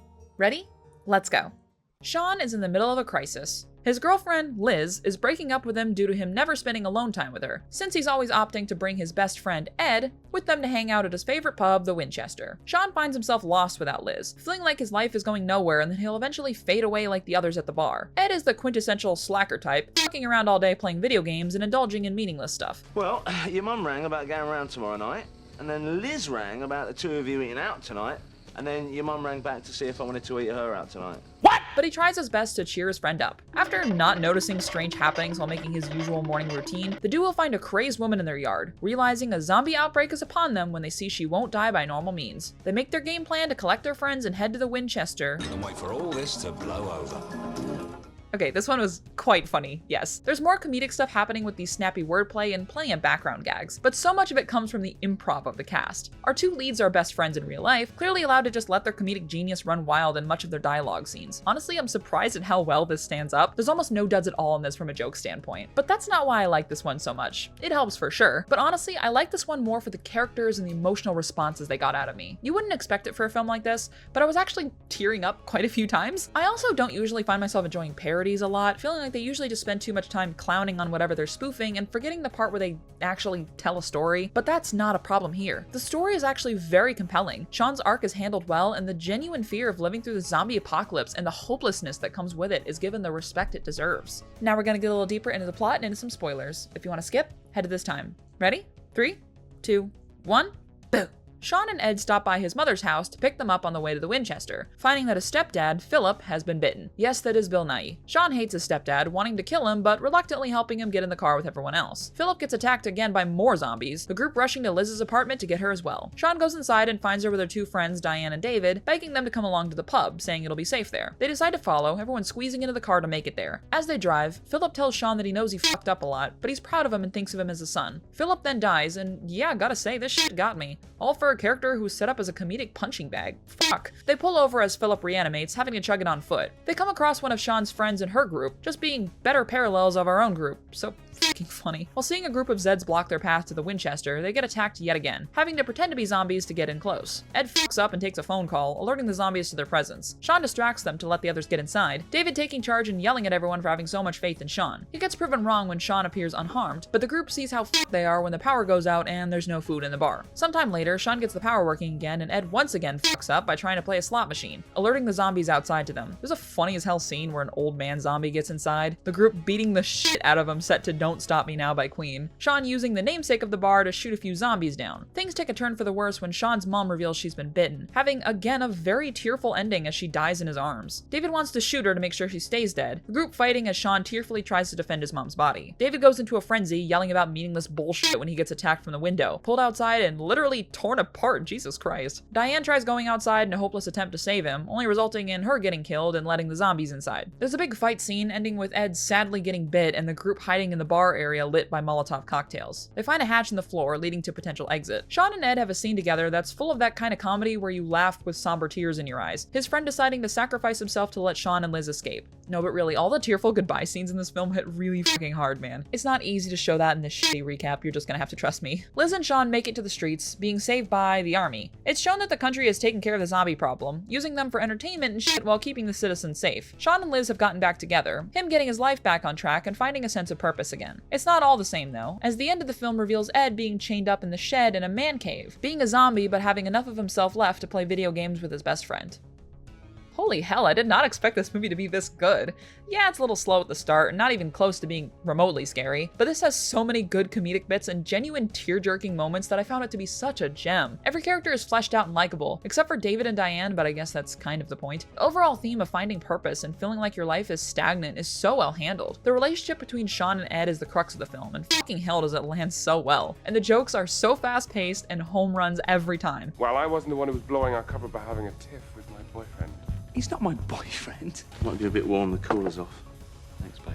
The unique editing style this one has makes it such a vibe. God, it's so good. This ending is just me gushing about this one, really. That's all I have to say. Genuinely so freaking great and a good time. Literally, my only complaint is the amount of time it takes for the plot to really get into motion, and maybe the mildest bit sad that Martin Freeman is here and says literally one word in this movie, but fuck it, so good. Giving this one 4.5 out of 5 stars. Thanks so much for watching my video. As for tomorrow's movie, we've been lost for days, and no one can seem to trust each other. And the noises outside our tents at night aren't helping either.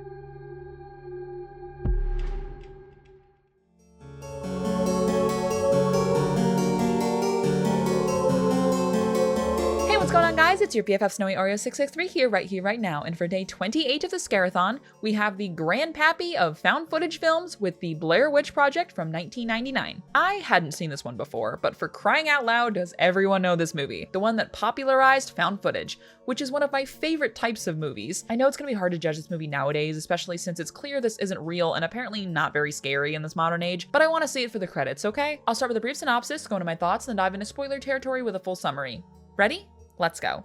Heather is an amateur filmmaker looking to make a documentary about the myth of the Blair Witch, an entity that supposedly haunted the town of Burkittsville, Maryland. She brings along a friend named Josh to run the camera and one of Josh's friends named Mike to run the sound stuff. Very convenient that the guy with the microphone is named Mike, I must say. Anyway, the group heads out to the woods to get footage of specific locations, but find that getting back to the car seems impossible when they get hopelessly lost. To make matters worse, every night, strange sounds can be heard outside their tents, and unexplained things continue to happen to them each night that goes by.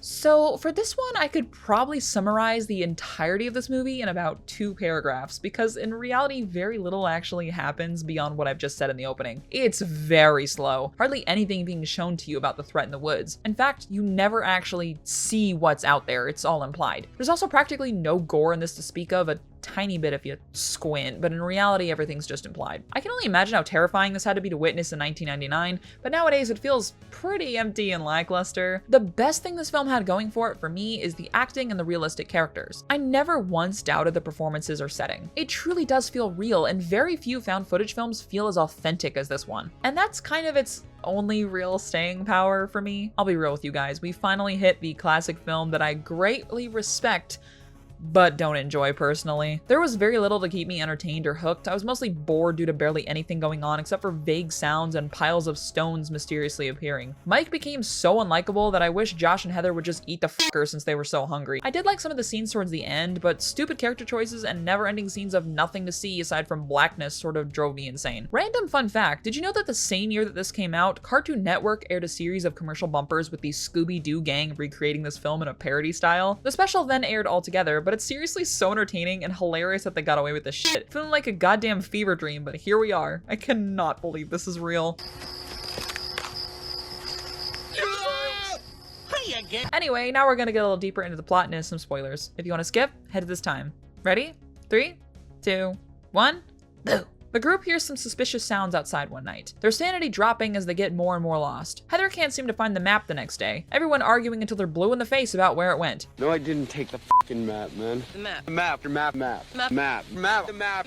Map. Alright, I get it! Mike starts laughing like a madman, admitting he kicked it into the creek. What a dick. They wander around for a few more days, each night having something random happen. Weird sounds, mysterious rock piles appearing, and coming across this cool-ass set piece in the woods. Things amp up even worse when Josh goes missing in the night. Heather and Mike hearing his screams echoing throughout the woods. In the morning, Heather finds a bundle of sticks with bloody teeth inside, thinking they belong to Josh. That night, when Heather and the audience get a break from Mike's never-ending complaining, they hear Josh scream once again. The two run into the darkness, finding an abandoned house in the woods. Mike charges in first, running throughout the house chasing his friend's voice. His camera gets knocked out of his hand in the basement, leaving us with just Heather. She fearfully enters the basement, seeing Mike standing motionless in the corner, facing away. She screams in horror and drops her camera, the film ending there with no further explanation.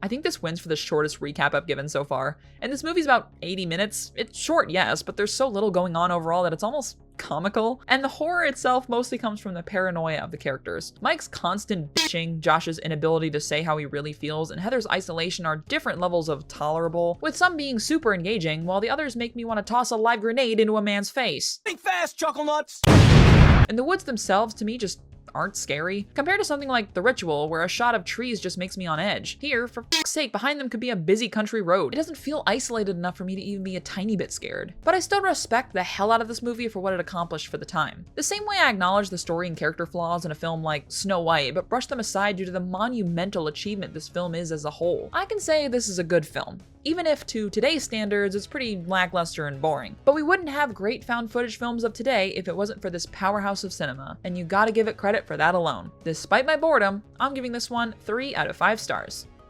Thanks so much for watching my video. As for the next movie, trying to keep yourself alive as the world falls apart around you isn't an easy task, but as strange as it is, your social media might be the key to your survival.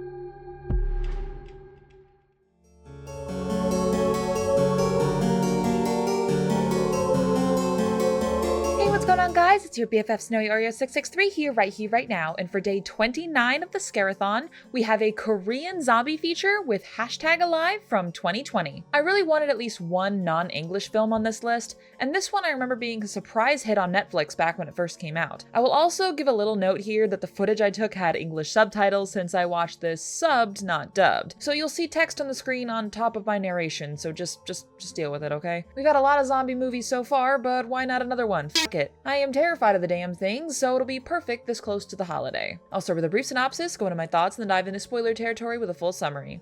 Are you ready? Let's go.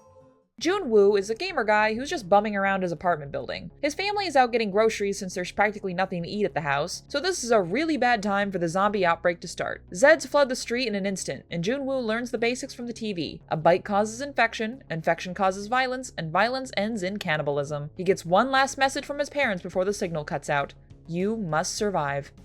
This movie, for starters, gets the award for the quickest to get into it. From the start of the film to the first notice of the outbreak, it's only about 3 minutes, and that's including logos at the start. This one wants you to get thrown right into the chaos and horror, and I think that sells it so well. Jun-woo is a great protagonist as well. I like how much we get to know him without him needing to speak most of the time. Spending much of the film completely alone, most of his performance comes down to his facial expressions and body language, and it lands so good. You feel everything he's going through. The sheer isolation and loneliness eating away at him just as much as the hunger is. Having been made back in 2020, this one is obvious in its COVID analogy, and while yes, there's action scenes and elements of true horror, most of this film deals with the emptiness of his apartment, the long days stretching into oblivion as our hero fights to continue, fights to live. That's the crux of the movie. The desire to keep going when it all seems hopeless and you feel so alone. Zombie films are such great blueprints to build good stories of intense themes, aside from just the obvious gore and horror, but fuck yeah does this one deliver. Now we're gonna get a little deeper into the plot and into some spoilers. If you want to skip, head to this time. Ready?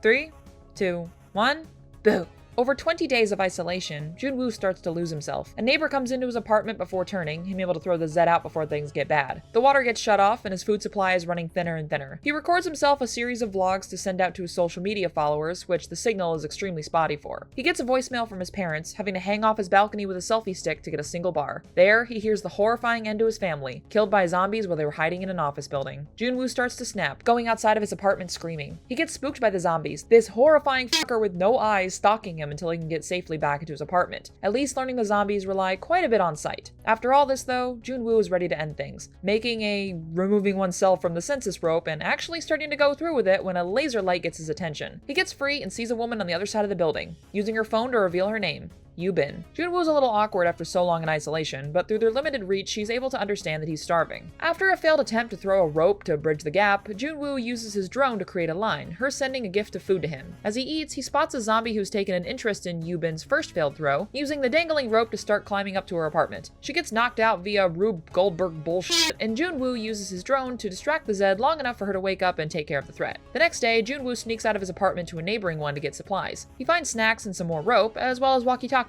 There's also a corpse in the nearby bed, the dumbass getting way too close to inspect it, and he gets jumped by another zombie. He's able to escape, sending food to Yubin in one of the walkies, allowing them to speak to each other. They chat for a while, her clearly not wanting to talk about how hopeless they are. It's revealed that she also considered removing herself from the census, but they both silently agree that they saved each other with their presence. Yubin says that she sees a clean, empty apartment on the 8th floor, and that there could be another survivor there, or perhaps some supplies. In a mad chase, the two descend down from the building, donning plot armor as they somehow fight through this absolutely massive crowd of zombies. They manage to grab a gun that a policewoman had dropped there earlier, racing through the building to find the empty apartment. The door won't open as the zombies close in, the two getting saved when a man throws a smoke bomb and brings them inside. This man, known only as the Stranger, is excited to see more survivors. He offers them food and water, which he has plenty of, and tells them the good news that a rescue team is set to be coming any day now, and the two start to cry tears of joy at the revelation. That is until they both start to feel woozy, Junwoo passing out while Yubin is immobilized. The Stranger pulls her towards the spare room, throwing her inside while he holds tightly to a rope from the other side. Yubin finds a zombie in there, revealed as the Stranger's wife. He lets some slack loose on the rope, telling her that his wife was starving and she needs to live. Yubin does her best to stay out of the grasp as Junwoo starts to wake up, him fighting the Stranger and grabbing the rope from him to keep it as tight as possible. He screams at the Stranger, saying that their lives are worthy too. The rope gets pulled from his grasp and the room goes quiet, the Stranger opening the door only to get attacked by his wife. He's surprisingly calm as he gets eaten, Yubin shooting the two dead. The bullets alert the zombies outside, and the two heroes find themselves seemingly out of options. Hopeless and afraid, Yubin asks Junwoo to remove her from the census. He's just about to when they hear the sounds of a helicopter outside, deciding to brave it to the roof to flag it down. Running through the complex, they barely manage to outrun the horde of Zeds on the roof, realizing the situation when there's no helicopter in sight. The zombies break through the door, Junwoo shooting as many as he can before they're out of bullets. The creatures close in right when the helicopter arrives, the army shooting down the horde and pulling the survivors inside to safety. It's revealed that the government was using people's social media posts to locate civilians, that being how they found Junwoo. The two make it out, thankfully unharmed and alive.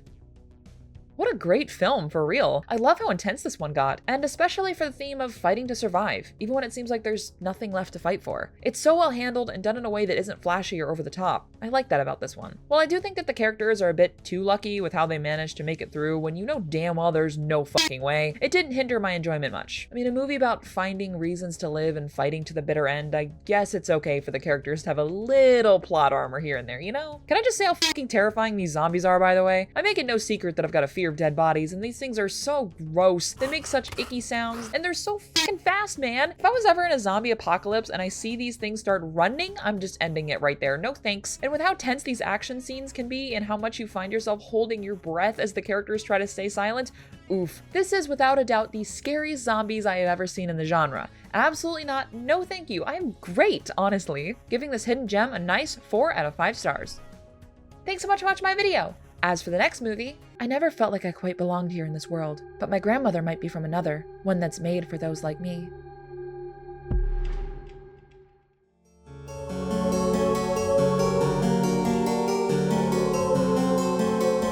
What's going on, guys? It's your BFF Snowy Oreo 663 here, right now, and for day 30 of the Scare-A-Thon, we have a not scary film in the slightest. It's Halloweentown from 1998, a Disney Channel original movie that many have fond nostalgic memories of. I got this one recommended to me by my good friend Soupy, and well, as I watched this in a call with my friends, I was surprised to learn that I was the only person who had never seen it.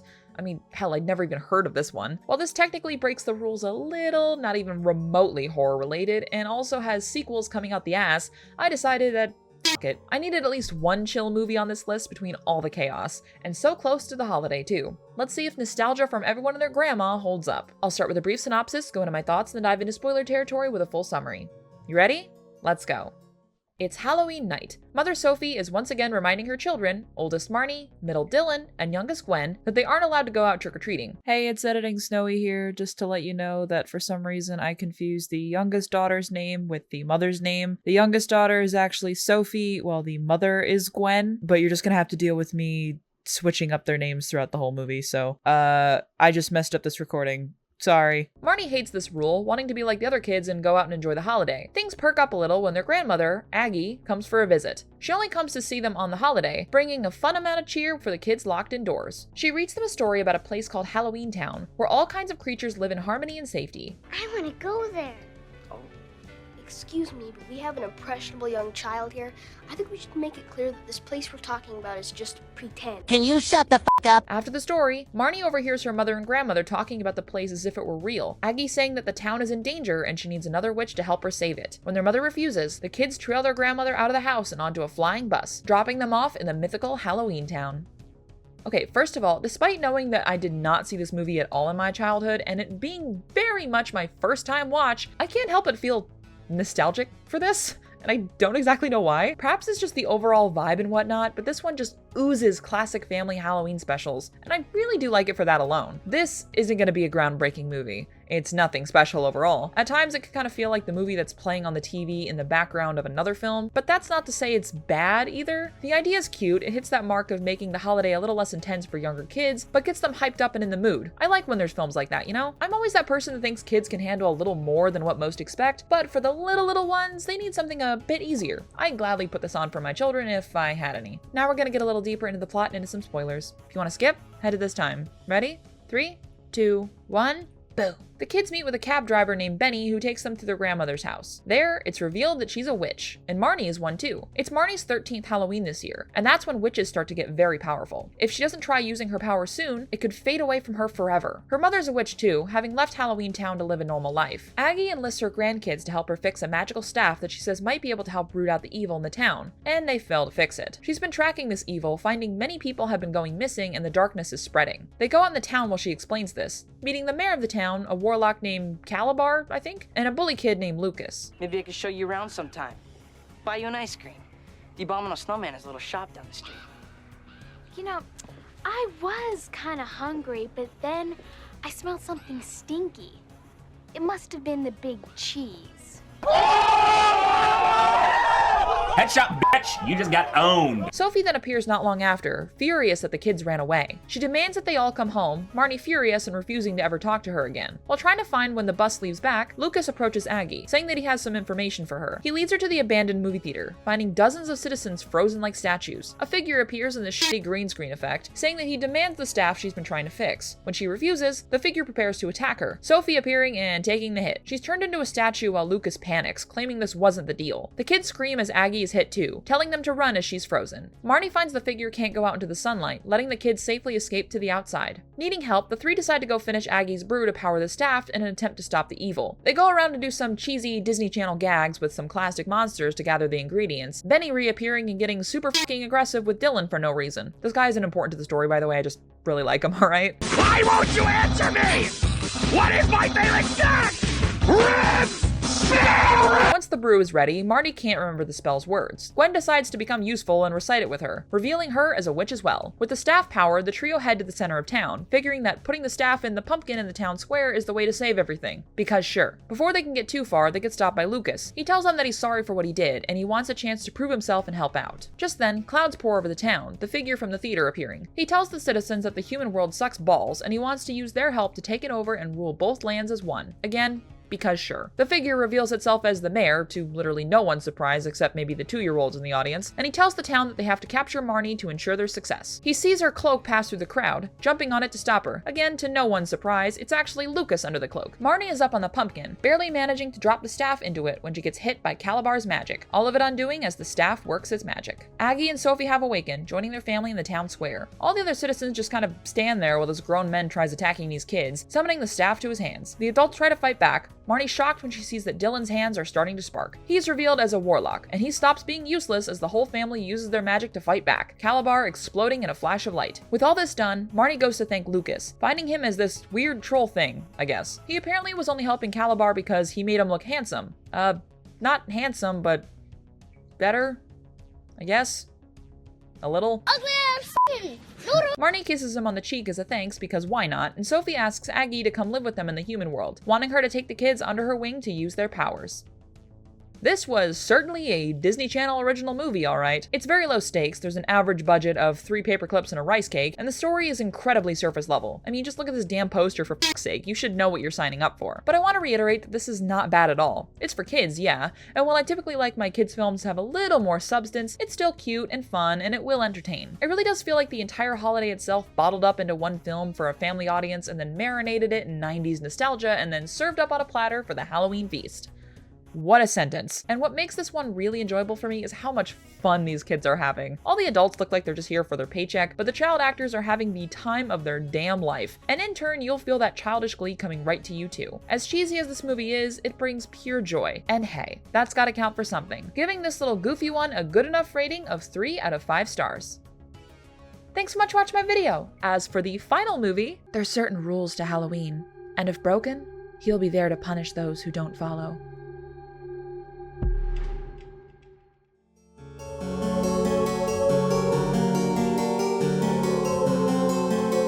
Happy Halloween, everyone! It's your VFF Snowy Oreo 663 here, right now, and for the grand finale and day 31 of the Scare-A-Thon, we've got a full celebration of the holiday with Trick or Treat from 2007. There's plenty of films that just take in the vibe of a certain holiday and make it their own. Think about all the Christmas movies that come on every year. But with Halloween, sure, you've got your classic family affairs and the horror category in general, but to me, this is the one. This is the movie that takes everything great about the holiday and blends it into one perfect fear fest. Rated R, of course. Those kids are in the other room watching Halloweentown, okay? This one will also be a little hard to talk about since it's an anthology film, but unlike stories such as VHS and whatnot, all the stories here are interlocked, cutting back and forth to each other. So the quick synopsis is going to be very brief so I can get into the full summary. Are you ready? Let's go. Warren Valley, Ohio is a town that goes fucking ham on Halloween. Every aspect of it is treated like a celebration. However, of course, there are rules to the holiday. Always check your candy, keep your decorations up, and don't blow out your jack-o'-lantern before midnight. This chick has had enough of the holiday, sending her husband inside as she breaks 2 of the rules, wanting to just be done with the day. As she takes down her decorations, she gets jumped by an unknown figure under a sheet, slashing her throat with a broken lollipop. Sometime later, her husband appears, finding her body mangled and on display with the rest of the decorations. We then cut to earlier in the night, following a few other groups of people as they learn to respect the Halloween rules. Every segment in this plays very much like the one in the opening. Some asshole breaks the rules of Halloween and gets dunked on. Or perhaps they just encounter a ghoul they didn't plan to cross paths with and get attacked. It sounds like it should be really standard, but it's honestly not. It has so much fun with this concept, going all out vibing with the holiday. And while I acknowledge it's not flawless, it's just so entertaining. It bleeds the energy that gets you sucked into the holiday. You can smell the fresh autumn air, taste the sweet treats, and shudder in fear from the spooks. And the way these stories intertwine does create such a satisfying outcome and an ending that makes you smile with sick glee. Now let's break down each of these stories. I'll be trying to keep them a little more separate than the film actually presents, since otherwise we'd be jumping back and forth so much that my words would start to fumble. As if they haven't already, don't worry about it. If you want to skip these summaries, head to this time. You ready? 3, 2, 1, boo! The kid from that bad Santa movie named Charlie is running up and down the streets, knocking over pumpkins and stealing candy. He gets caught by the school principal, Stephen Wilkins, and he forces the kid to sit down to talk. He gives him some candy as he tells him what he's doing is wrong, stopping when Charlie begins to gag. Mr. Wilkins smiles, reminding him to always check his candy. Charlie vomits up a gallon of sludge, passing out as Mr. Wilkins drags him out to his backyard. Some kids knock on his door and think his bloody clothes are just a costume, him giving them candy as well as a piece to a mysterious figure in some cute little pajamas. His name is Sam, by the way, and you'd be best to remember him. In the backyard, he struggles to bury the body next to another one as his son, Billy, starts screaming at him from the window about wanting help carving a jack-o'-lantern. He also gets yelled at by his asshole neighbor, Mr. Krieg, and this whole scene is just a goddamn riot as Mr. Wilkins does his best to play it cool. Go watch Charlie Brown, and I'll be in a minute. Charlie Brown's an asshole. Billy. He goes inside to help his son.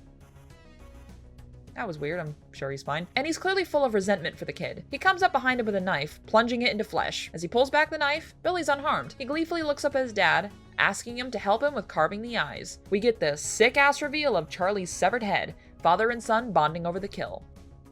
The next story is my personal favorite. We follow these kids, Macy, Schrader, this one I forgot her name, and Chip. They're all heading out to collect jack-o'-lanterns for a project of some sort. Realizing their hunt isn't going well, they go visit the local weird girl, Rhonda. She's carved dozens of pumpkins for herself, gladly offering to help them and taking an interest in Schrader. The rest of the group seem to not like her, not indulging in her hyperfixation of the holiday and treating her like shit, even calling her slurs behind her back. Assholes. Anyway, they head to the quarry with their pumpkins, Macy telling the story of why they're there. Basically, years ago on Halloween, a school bus full of special needs kids were heading home from school like normal. However, the parents of these kids were tired of dealing with them, and they approached the bus driver and asked him to do them a favor. He drove them to the quarry, revealing them all chained up in their seats. One of the kids notices the different path, breaking free and running up to the wheel to try to get back home. However, he had the bus in the wrong direction, hurling it off the cliff and into the water below. Let this be a normal field trip? With a friend? No way!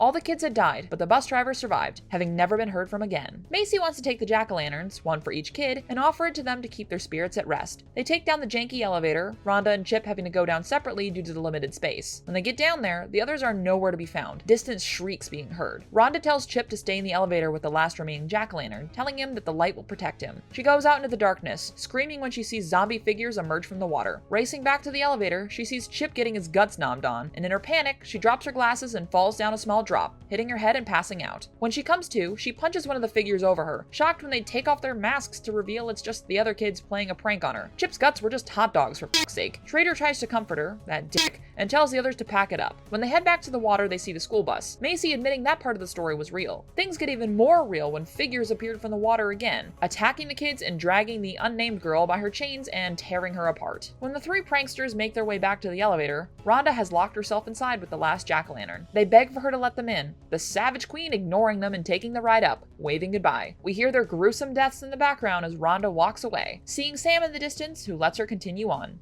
The next story has to deal with these flashy girls. I don't remember their names and it's not really important, so I'll just call them by their costumes, okay? Cindy here is trying to get her little sister, Lori, I did actually remember that name, to find a date to their Halloween party that night, giving her shit for still being a virgin at 22. Bo Peep and Snow White quickly find their dates by mindlessly flirting with random bozos, Cindy reluctantly leaving her sister behind in the middle of town to find a guy to bring with her to the party. Meanwhile, this couple is making out in a back alley, things changing when the woman finds blood pooling down her neck. The man shows off his sharp fangs, chasing her back to the town square. She begs for help from this robot lady. Hey, I remember her, but she thinks the woman is just dressed in fake blood like everyone else. The vampire catches up to her, having his fill and setting her body down next to some passed out drunk weirdos before vanishing back into the crowd. Lori is having little luck with finding someone, Cindy giving her a call and saying that there's a nice dude at the party who wants to meet her. It's shown that this is a dude in a baby costume, Lori relenting and deciding she'll take what she can get at this point, and she starts heading to the party. While on the walk there, she feels like she's being followed. The vampire catches up to her, pinning her up against a tree and taunting her before biting on her neck. At the party, one of the girls screams as Lori's cloak falls from the trees with a thud. They go inspect the body, finding the vampire wrapped up inside with a broken leg. He cries out in fear as Lori appears, looking more like her sisters now. She admits that this is her date, finally ready for her first time. Snow White over here inspects the vampire, finding his teeth aren't even real. She removes his mask, revealing it's none other than Stephen Wilkins, the principal from earlier. He fearfully asks what's going on, shocked to see dozens of dead bodies littered around him. The girls start to dance to an actual badass cover of Sweet Dreams, removing their clothes and becoming monstrous in form. Turns out, these girls are werewolves, and Lori is finally ready to get her first kill, munching down on Mr. Wilkins to her sister's delight, all while Sam watches from the side.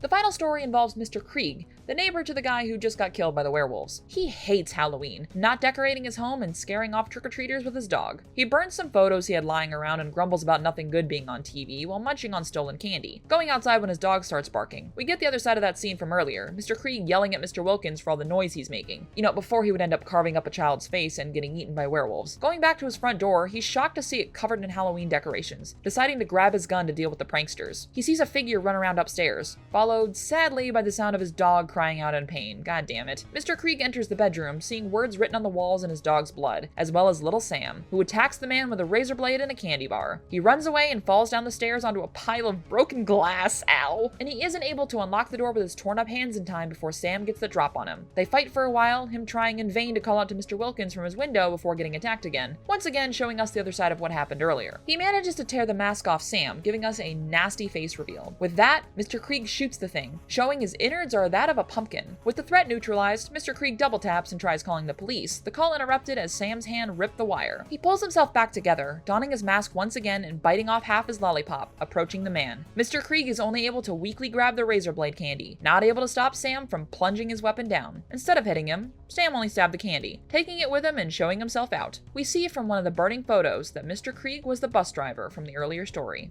A bit later, Mr. Krieg is all bandaged up, reluctantly giving out candy to trick-or-treaters. He hears another knock at the door, going out to see all the zombie kids from the quarry, dropping the movie title before killing the old man via flashy comic book panels. Long as hell recap, but needed for a film like this. It's the last one, leave me alone. What a damn ride. Each of these stories is so fun and has something that just really makes the holiday special. You gotta respect the rules after all, and I like how brutal this one can be. Anyone in any age group is at risk, and when you treat others like shit, you get punished for it. Unless you're one of those guys who got roped in with the girls, then you're just kind of fucked. The scares in this still hit, the comedy's also hilarious, and the kills wonderfully explosive. This is for real my kind of movie, my kind of story, my kind of celebration of my favorite holiday, and all of it's wrapped up in this little package of Sam. God, I love this little shit. He's the perfect icon of the holiday, always present, always watching. I really wish this film was even more popular than it is, because I'm dying to see more people get into watch parties of this on the holiday. I know I personally tend to watch Hocus Pocus on the 31st every year, but I'm more than happy to add this to the lineup for some R-rated spooks and ghouls on my favorite day of the year. It's got problems, but in the spirit of Halloween, and the Scare-A-Thon as a whole, and Little Sam, I'll bestow this with the coveted 5 out of 5 star rating. Fuck it, we ball.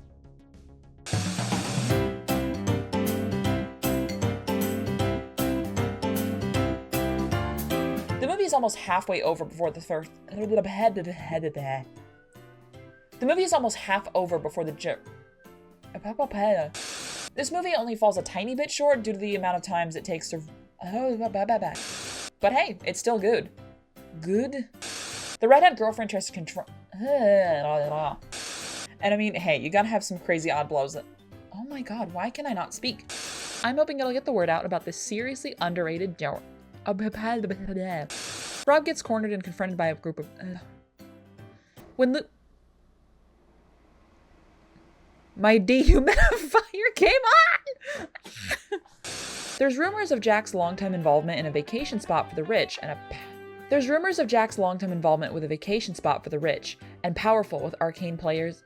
Oh my god. There's rumors of Jack's longtime involvement in a vacation spot for the rich with powerful arcane powers at play. Back on air, Carmichael doubts what he was seeing. Back on air, Carmichael doubts what was seen, claiming Oh my god, why can't I not speak today? We actually saw this man earlier in the film. Exotic butters. Thomason takes Samuel out. Thomason takes. Oh my god. If you want to skip, head to this time. Exotic butters. Poltergeist from 1982. Zoe, stop. Steve arrives home just as his boss. Steve arrives home. Oh my god. Words. And I love that how, despite the obvious. Oh my god, why can I not speak? Despite the really goofy name and present. Oh my god, I just fucking started. Ready? Let's go. Do you fucking mind? Gremlin. They say true love can come to you. They say true love can come for you at any time. Exotic butters. Yes. Test. Testing.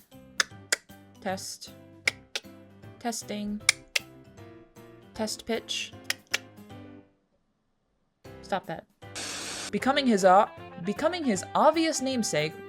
Oh my god, why can I not speak? I cannot speak today. Julie's dad isn't buying this, telling him that. Oh my fucking god. Elizabeth Spark.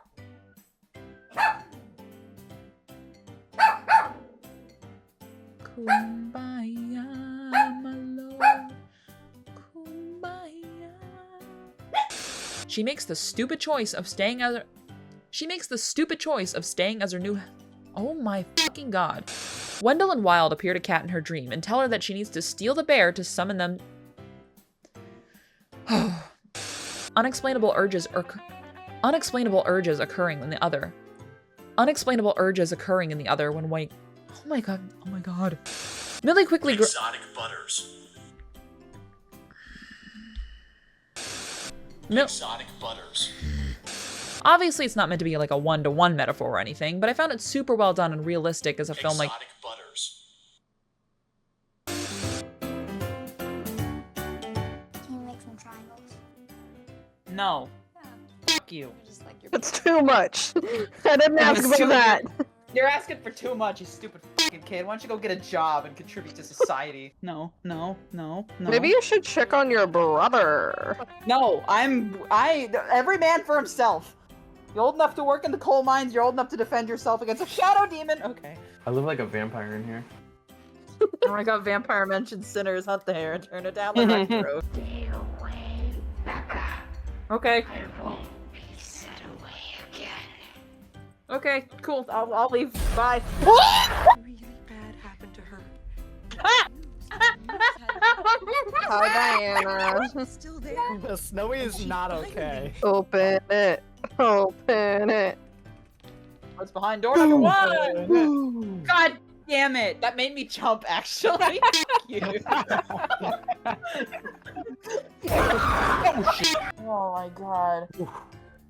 If you jump or exhale too much, then you're gonna blow that can out. You're fucked. Not to mention it's a fucking fire hazard. Get back on the bed, you stupid fucking child. This child's maybe what, like 12? Of course he's gonna be stupid. Oh great, now you're outside. Yeah, this is gonna go away. I'm not much help to you. No, you're actually a fucking hindrance. I'll sacrifice you if it means I can leave. What does she write this with? If it's blowing on her blacklight, that means it's like biological fluid. Is that piss? Did she write it with piss? Thank you all for being my emotional support. Yeah. Adam, you recorded the last hour? Wait, did you record us or just the movie?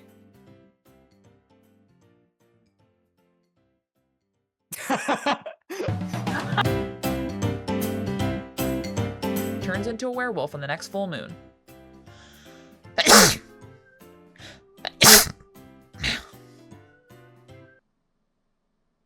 Bless me! Fucking Christ. I have accidentally invaded Venezuela. Help! The film that took the world by storm with just the post and was so pumped to put it in the horror horror lineup. His wife found a... Stop! Come on, goddamn crack. What happens when you have too much soda? Guacamole, yeah, she riding my little pony. Got to breathe the El Capone. Cold as things and bone. I taste sweet, so I took my biggest bet, but so I'm deciding my shit. Don't be 776 like I did. Oh my. Oh, fuck. Hello, blooper reel. I didn't realize I was recording. Hi. Fright Night from 2011. Abe being the only one entertaining. Oh my fucking god. Everyone else removes themselves from the census to start again until everyone can make it out safe. Can you stop that, please? And for day 20 of the Scare-A-Thon. Everybody getting up. Oh, wow.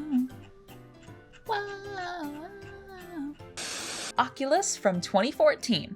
Or 20...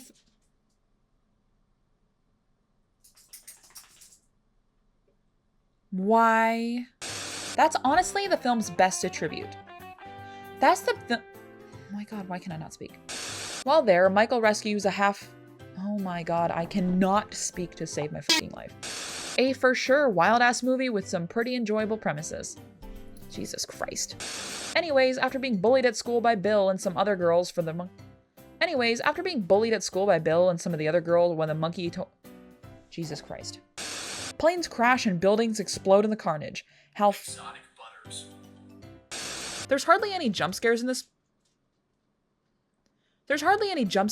movie, instead relying on quiet fear and things happening in the back. Exotic butters.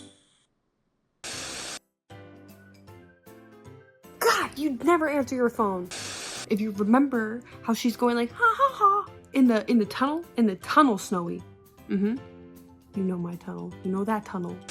When he played the notes, he's playing badly, and she sounds good in the tunnel. And if you think about it, that's because he's weird.